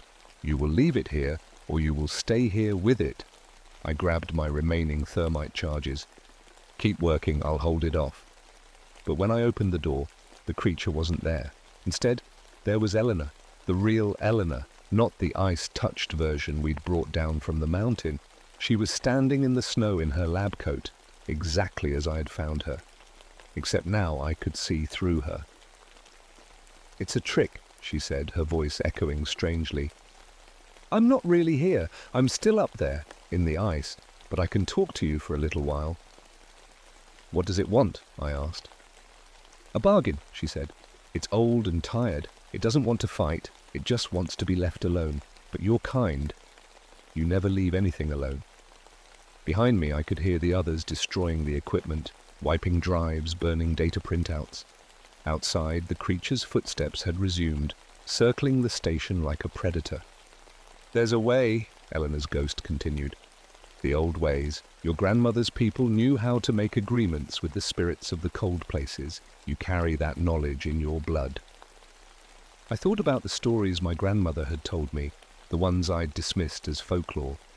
But now, with a 12-foot ice giant stalking around outside, those stories seemed a lot more relevant. "What kind of agreement?" "Territory. Seasons. Limits." Her form was getting fainter, the creature's hold on her weakening. "It sleeps in summer, wakes in winter, it stays on the mountain, you stay below, and you make sure no one else comes looking for it." The footsteps stopped again. This time, when the voice came, it wasn't the sound of breaking ice. It was almost human. The warm one with the old blood. "You understand what your companions do not." I stepped outside, leaving the door open so the others could hear. The creature was standing 50 feet away, no longer hidden by shadows or tricks of light. In the moonlight, It looked less like a monster and more like what it really was. The last of something ancient, something that had been pushed to the very edge of extinction by a changing world. "You want a treaty," I said. "I want to sleep," it replied. "But I cannot sleep while the warm ones seek to measure and understand and control the deep cold. Your kind's curiosity is a disease that spreads. What if I could guarantee that wouldn't happen? What if I became the guardian of this place?" The creature studied me with those glacier blue eyes. "You would keep the others away, even when they offer you money and fame for the knowledge you carry?" I thought about my ranger's oath, about the promise I'd made to protect this place and the people who came to it. I would. And in return, you sleep during the warm months, you limit your territory to the high places, and you let my people go home to their families. The creature was quiet for a long moment. Behind me, I could hear the soft sounds of the research station's destruction. In front of me, an ancient being was deciding whether to trust a human with an agreement that would determine the fate of half the world. Finally, it nodded. "Until the deep cold comes again naturally, I will keep this bargain. But warm one, when your kind's heat finally breaks the world, when the glaciers melt and the seas rise and the climate spins out of control, I will wake, and I will not be alone." The official report said it was equipment failure. Freak weather conditions had damaged the research station, and the team had been forced to destroy their data to prevent it from being corrupted. The kind of bureaucratic language that makes dangerous truths disappear into filing cabinets. I kept my job, but with new responsibilities. I became the unofficial guardian of Denali's high places, the guy who made sure that certain areas stayed off limits to researchers and climbers. Most of the time I told people it was for safety reasons: unstable ice, avalanche danger, the usual hazards you'd expect at extreme altitude. Sometimes, though, when the winter winds blow just right, I can hear something else up there, not threatening, just present, aware, keeping its part of the bargain. Dr. Vasquez never fully recovered from her time in the ice. Her body temperature stabilized at about 10 degrees below normal, and she had to move to Arizona to stay comfortable. She sends me Christmas cards every year, always with pictures of desert landscapes and messages about how good it feels to be warm. Dr. Chen went back to teaching, but he never published another paper about climate research. He tells his students that some knowledge is too dangerous to pursue, that there are mysteries in the world that should stay mysterious. The others recovered, more or less. They all changed careers within a year. I kept working as a ranger for another decade, until Sarah finally convinced me to take a desk job in Anchorage. Emma grew up, went to college, became a teacher. She never knew why her stepfather sometimes woke up in the middle of winter nights, listening to the wind and making sure the house was warm enough. But the creature was right about one thing: the world is getting warmer. Every year, the glaciers retreat a little more. Every year, the ice gets thinner. Every year, I wonder if this will be the year that the old bargain breaks down, the year that something ancient and cold decides that humanity has had its chance and failed. I'm retired now, but I still go up to the mountain sometimes, just to check, just to make sure the agreement is still holding. And sometimes, when I'm up there alone in the high places, I can see tracks in the snow. Massive tracks, perfectly preserved in ice that never melts. The creature is still there, still waiting, still keeping its word for now. But climate change is real, and it's accelerating. The ice caps are melting, the glaciers are retreating, the deep, cold places where ancient things sleep are getting smaller every year. And when they're gone, when the last of the old ice finally melts away, I think something very old and very patient is going to wake up. Something that's spent decades learning about the modern world, studying our weaknesses, preparing for the day when the natural cold returns and it can finish what it started. My name is James Snowhawk. I made a deal with something that shouldn't exist to save the world from an ice age.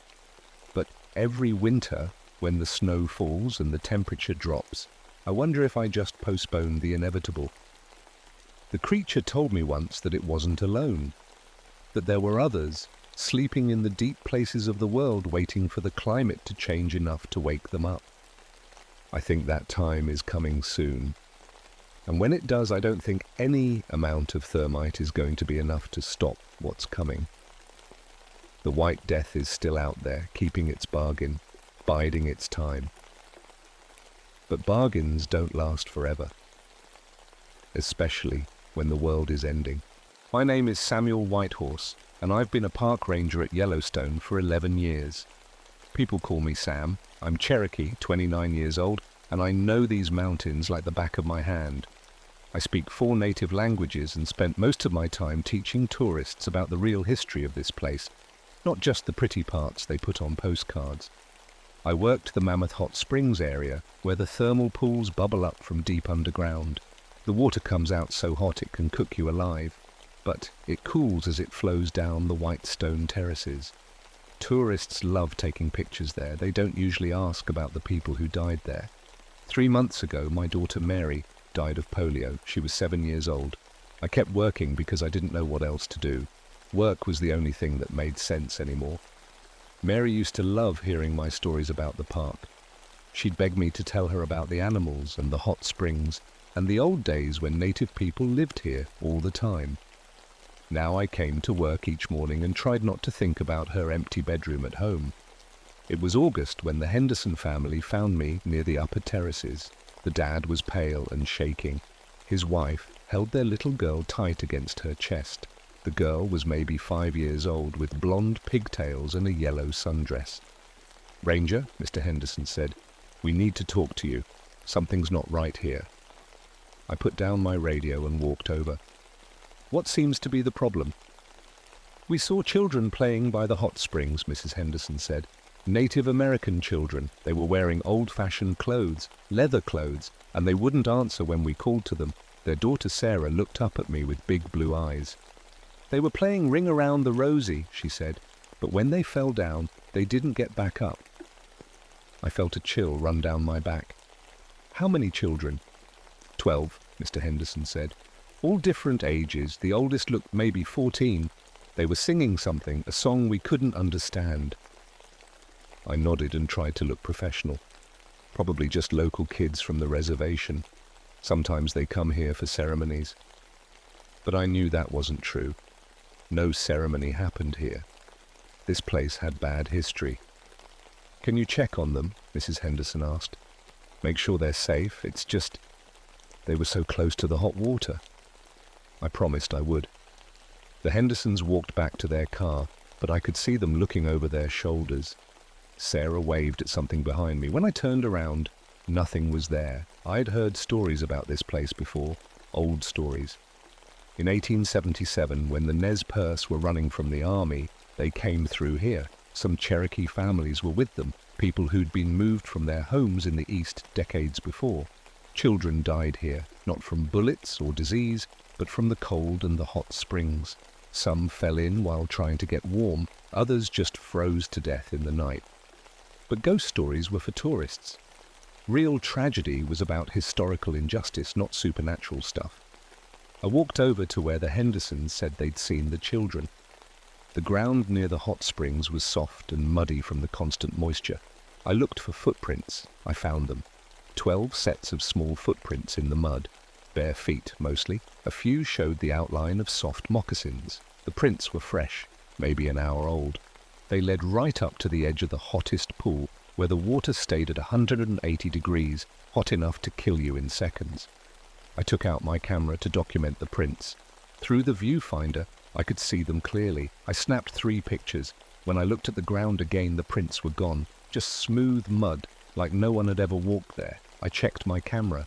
The film showed nothing but empty mud. My hands were shaking as I put the camera away. I'd seen a lot of strange things in 11 years, but nothing like this. I tried to think of logical explanations. Maybe the thermal activity had smoothed out the mud. Maybe the steam had made me see things that weren't there. But I knew what I'd seen, and I knew what the Hendersons had seen too. I spent the rest of the day asking other tourists if they'd noticed anything unusual.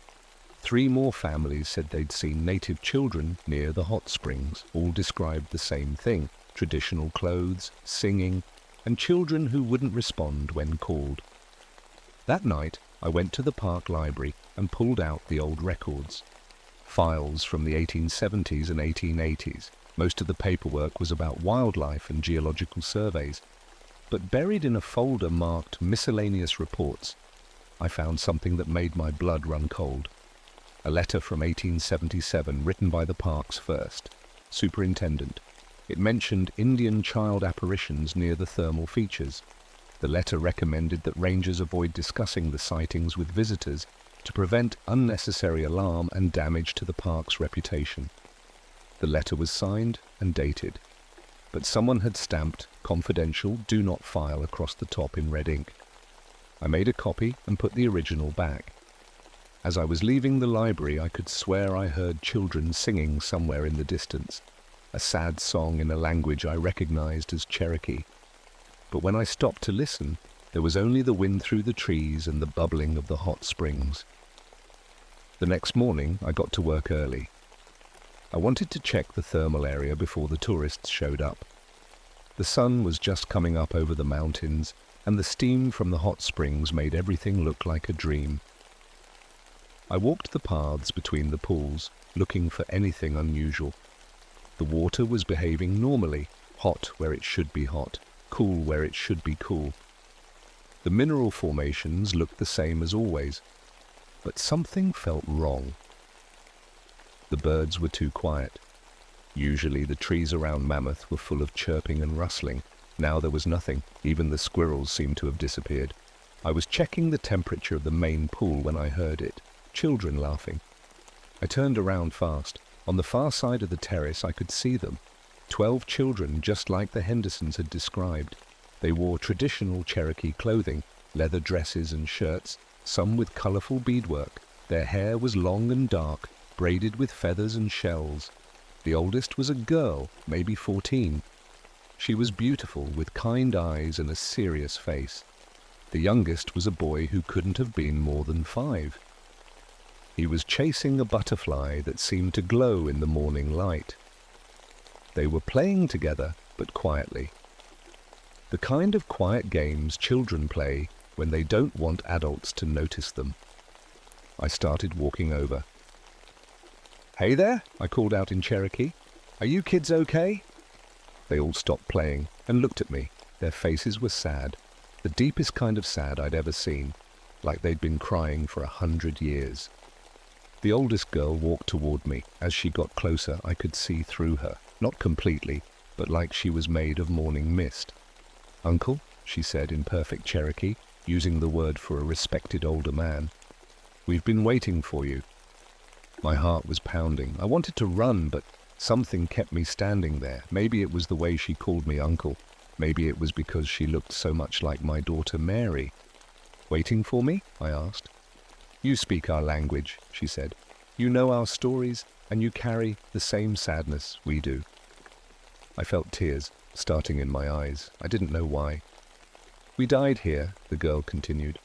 "A long time ago. We were cold and scared, and we fell into the hot water trying to get warm. We've been here ever since." The other children gathered around us. Up close, I could see they were all slightly transparent. Their clothes were wet, like they'd just climbed out of the pools. Some of them had burns on their hands and arms. "What do you want?" I whispered. "We want to play," said the little boy. "We want friends. We want someone to remember us." "I remember you," I said. "I know what happened to your people, the removal, the trail of tears. I know how you suffered." The oldest girl smiled, but it was the saddest smile I'd ever seen. "You understand, that's why we called you." "Called me?" "We sang to you, in your dreams. We told you to come here early before the other people arrived." I realized she was right. I had been dreaming about children singing. For weeks, ever since the Hendersons had talked to me, I'd been waking up with Cherokee songs in my head, songs I'd never heard before. "We want to show you something," the girl said. Before I could answer, the world around me changed. The modern walkways and railings disappeared. The tourist signs vanished. I was standing in the same place, but it was 1877 again. The hot springs looked the same, but everything else was different. There were no trees cut down for construction. no paved paths. Just the natural landscape and a group of exhausted native families camped near the thermal features. I could see the children's families, tired parents trying to keep their kids warm and fed. The adults looked terrified. They'd been running from the army for months. They were starving and desperate. "We were so cold," the girl said. "The grown-ups couldn't make fires. They were afraid the soldiers would see the smoke, so we came to the hot springs." I watched the scene unfold like a movie. The children had crept away in the night while their parents slept. They'd tried to warm themselves by the hot water. Some had slipped on the wet rocks. Others had fallen through thin crust around the pools. The little boy who'd been chasing the butterfly showed me his arms. They were covered in terrible burns. "The water was so hot," he said, "but we were so cold." 12 of us died that night, the girl said. "Our parents found us in the morning. They cried and cried. Then they had to keep running, and they couldn't even bury us properly." The vision faded, and I was back in the modern park. But the children were still there, standing around me in a circle. "We're sorry," I said. I'm so sorry that happened to you." "We know you are," the girl said. "We can feel your sadness. You lost a child too." My legs almost gave out. "How do you know about Mary?" "She's with us sometimes," the little boy said. "She's lonely, like we are. She misses her daddy." I started crying then, really crying, for the first time since Mary died. These ghost children were telling me my daughter's spirit was trapped here, playing with other dead children. Is she okay?" I asked. "She's sad," the girl said, "but she's safe. She stays with us so she won't be alone. She talks about you all the time." "Can I see her?" The children looked at each other. "Not yet," the girl said. "She's not ready, and neither are you." "What do you mean?" "You have to help us first," the little boy said. "We need someone to tell our story, someone to remember us properly, someone to make sure no other children die here." I wiped my eyes with my sleeve. "What do you want me to do?" "More children are coming," the girl said. "Living children. We can feel them. They're in danger." "What kind of danger?" "The same danger we faced. The hot water calls to children. It looks pretty and warm, but it kills. We try to warn them, but they can't hear us. Only special people can hear us." "Like me?" "Like you, and like the children who are most like us. The ones who are sad and lonely and looking for friends." I felt a chill run through me. "You mean the children who come here with their families?" "Yes." "The ones who wander away from their parents. The ones who want to play with us. We try to keep them safe, but we're not very good at it. Sometimes we make them want to come into the water with us." I understood now. These weren't evil ghosts trying to hurt people. They were lonely children who'd been dead for almost 100 years. They wanted friends so badly that they might accidentally kill living children trying to play with them. "Will you help us?" the girl asked. I nodded. "I'll help you, but I need to know your names. I need to know who you really were." The girl smiled. The first real smile I'd seen from any of them. "My name is Dancing Crow. I was 14 when I died.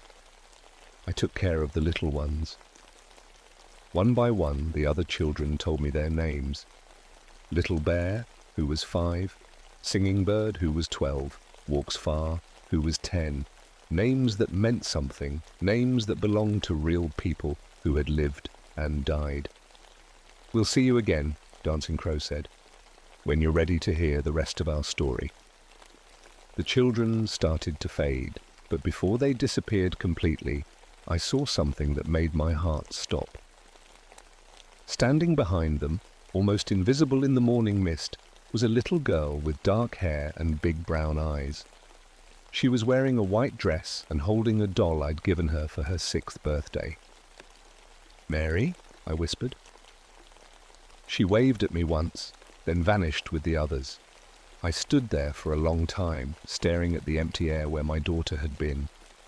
Then I heard voices, tourists coming down the path for the morning tours. I had work to do. Over the next few days, I kept seeing the children, not just in the early morning but throughout the day. They'd appear for a few seconds near the hot springs, then vanish when other people got too close. Sometimes I'd catch them watching me from behind trees or rock formations.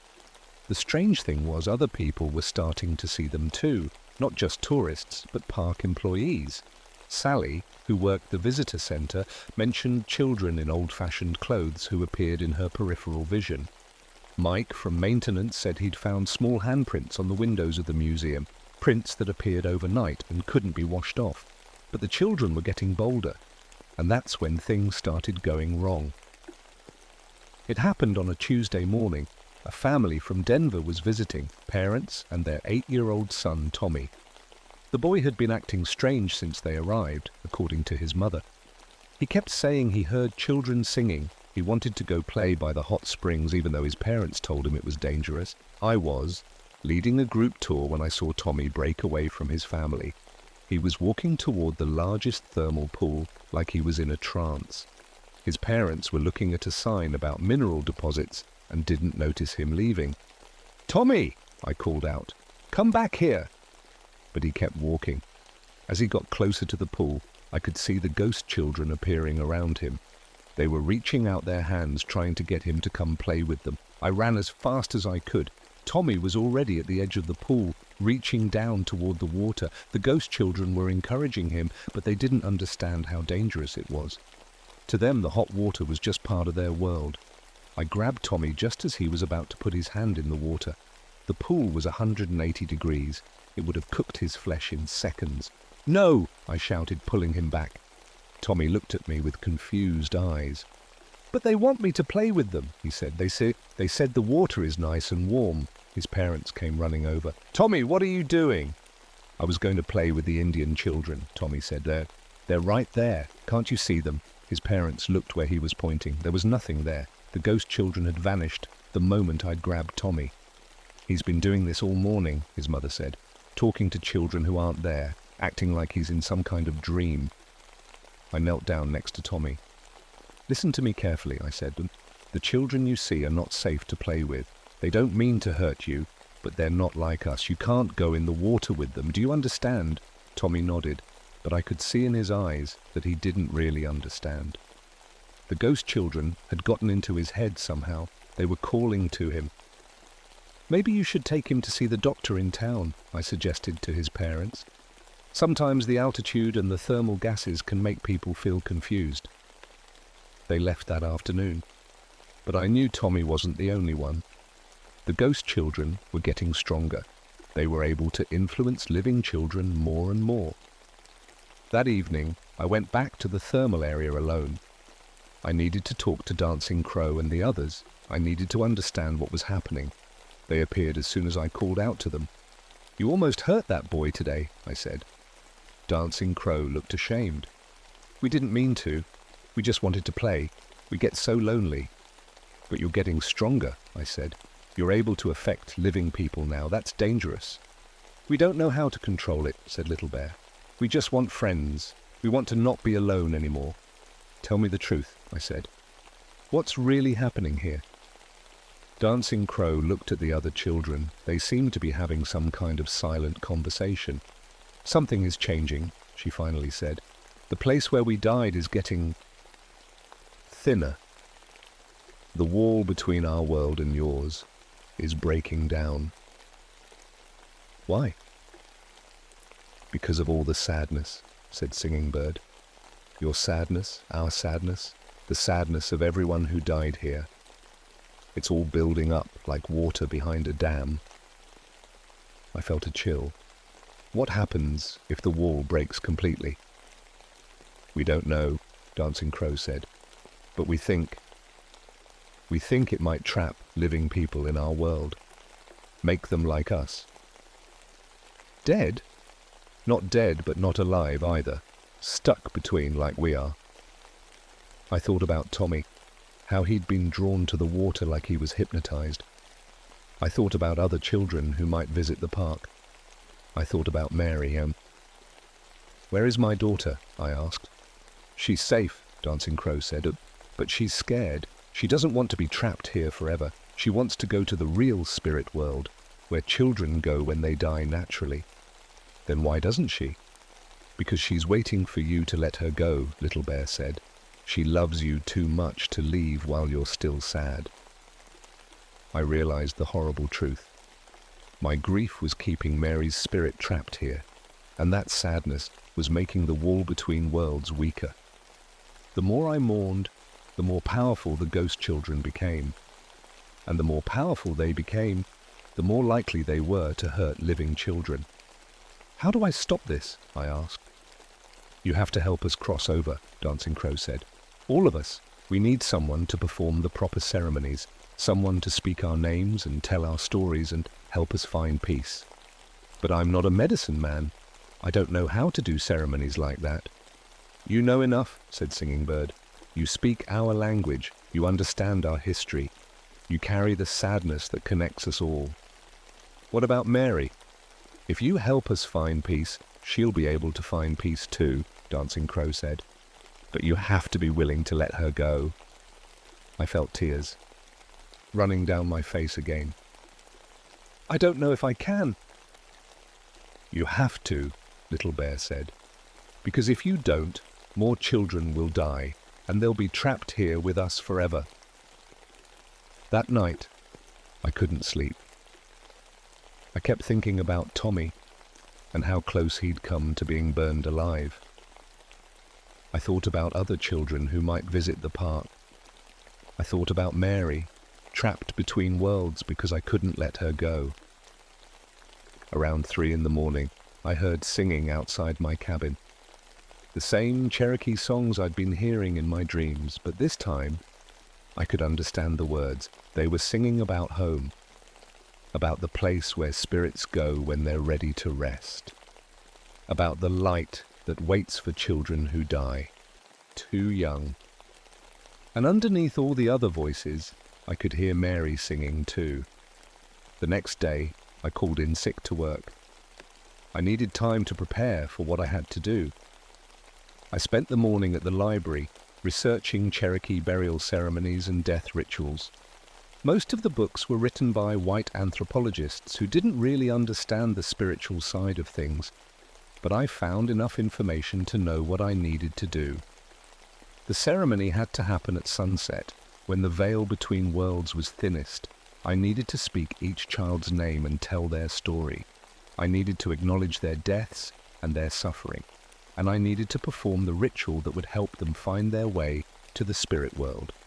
But first, I had to face the truth about Mary. I went to the thermal area just before sunset. The tourists had all gone back to their hotels, and the park was quiet except for the bubbling of the hot springs.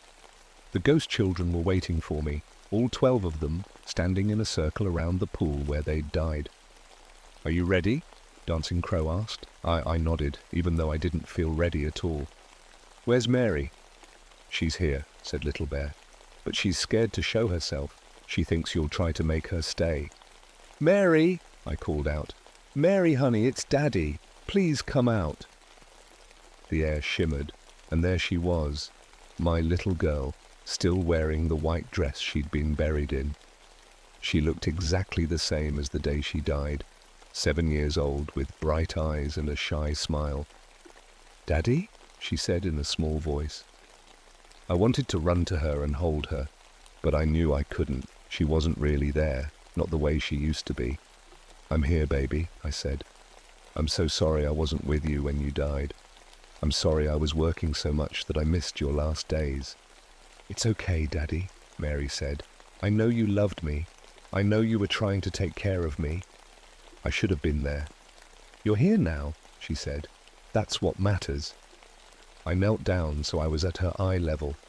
Mary, I need you to know something. I'm going to help these children find peace. And that means you have to go too.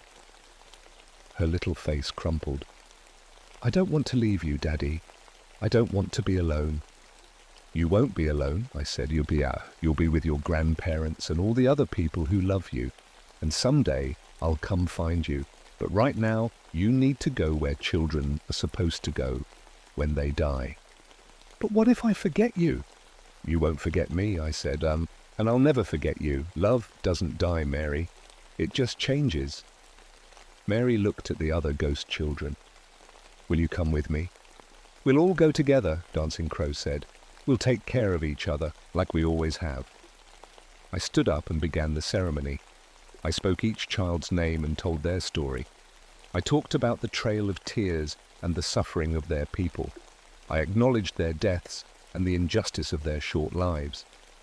As I spoke, the air around us began to change. The thermal pools started glowing with a soft, warm light. The temperature dropped, and I could see my breath in the air. Dancing Crow, I said, age 14, daughter of the Cherokee Nation. You died trying to keep the little ones warm. You were brave and kind, and you deserve to rest. Dancing Crow smiled and began to fade, but it wasn't the sad fading I'd seen before. This was different. She was becoming light. Little Bear, I continued, age 5, son of proud parents.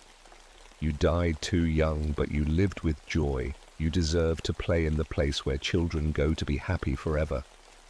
One by one, I spoke their names and told their stories.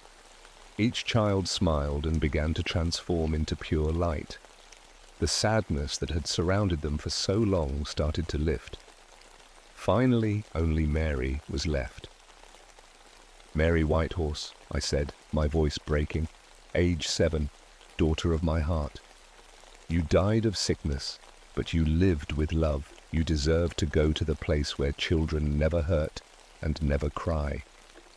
Mary walked over to me. For just a moment, I felt her hand touch mine. It was warm and real and perfect. I love you, Daddy, she said. Take care of yourself and help other children when you can. I love you too, baby, more than anything. Mary smiled and began to glow like the others, but before she disappeared completely, she said something that made my heart break and heal at the same time. The singing children are free now, Daddy. They're not lost anymore, and neither am I. The light grew brighter and brighter until I had to close my eyes. When I opened them again, the children were gone, all of them. The thermal pools had returned to normal. The air was warm again, but something was different. The sadness that had hung over this place like a blanket was gone. The oppressive feeling that had made birds stop singing and tourists feel uneasy had lifted. The children had found their way home. I stayed at the thermal pools until full dark, just to make sure the children were really gone. The place felt different now, peaceful instead of haunted. The water bubbled and steamed like always, but it no longer felt dangerous. It felt like what it was supposed to be. A natural wonder, not a trap for lost souls. The next morning I went back to work. I didn't tell anyone about the ceremony or what had really happened. Who would believe me?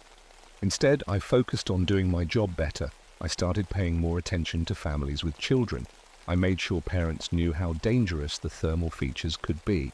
I installed some unofficial barriers around the most dangerous pools, just some rocks and rope, nothing that would spoil the natural beauty, but enough to keep curious children from getting too close. The weird sightings stopped. No more reports of ghost children in old-fashioned clothes. No more mysterious handprints on windows. The thermal pools behaved normally, and the wildlife returned to the area. But I didn't forget what had happened. I couldn't forget. I started researching the history of the park more carefully. I found records of other children who had died here over the years. Not just Cherokee children, but kids from many different backgrounds. Children who had fallen into hot springs, gotten lost in the wilderness, or died in accidents. I began documenting their stories, making sure they were remembered properly. I also started a program for families visiting the thermal areas. I called it Yellowstone's Young Explorers, and it was designed to teach children about the park's history and geology while keeping them safe. We talked about the Native American families who had lived and died here. We discussed the real dangers of thermal features, and we made sure every child understood that the beautiful hot springs were not places to play. Most importantly, I learned to deal with my grief in a healthier way. I joined a support group for parents who had lost children. I started talking to a counselor. I allowed myself to feel sad without letting the sadness consume me. I still missed Mary every day. I probably always would. But I no longer felt like I was drowning in grief. I could remember her with love instead of just pain. 6 months after the ceremony, I was leading a group of families through the thermal area when a little girl asked me a question. "Ranger Sam," she said, "my mum says Native American children used to live here. What happened to them?" I knelt down to her level. "Some of them died here," I said, a long time ago. They were cold and scared, and they tried to get warm by the hot springs. It was very sad. "Are they still here?" the girl asked.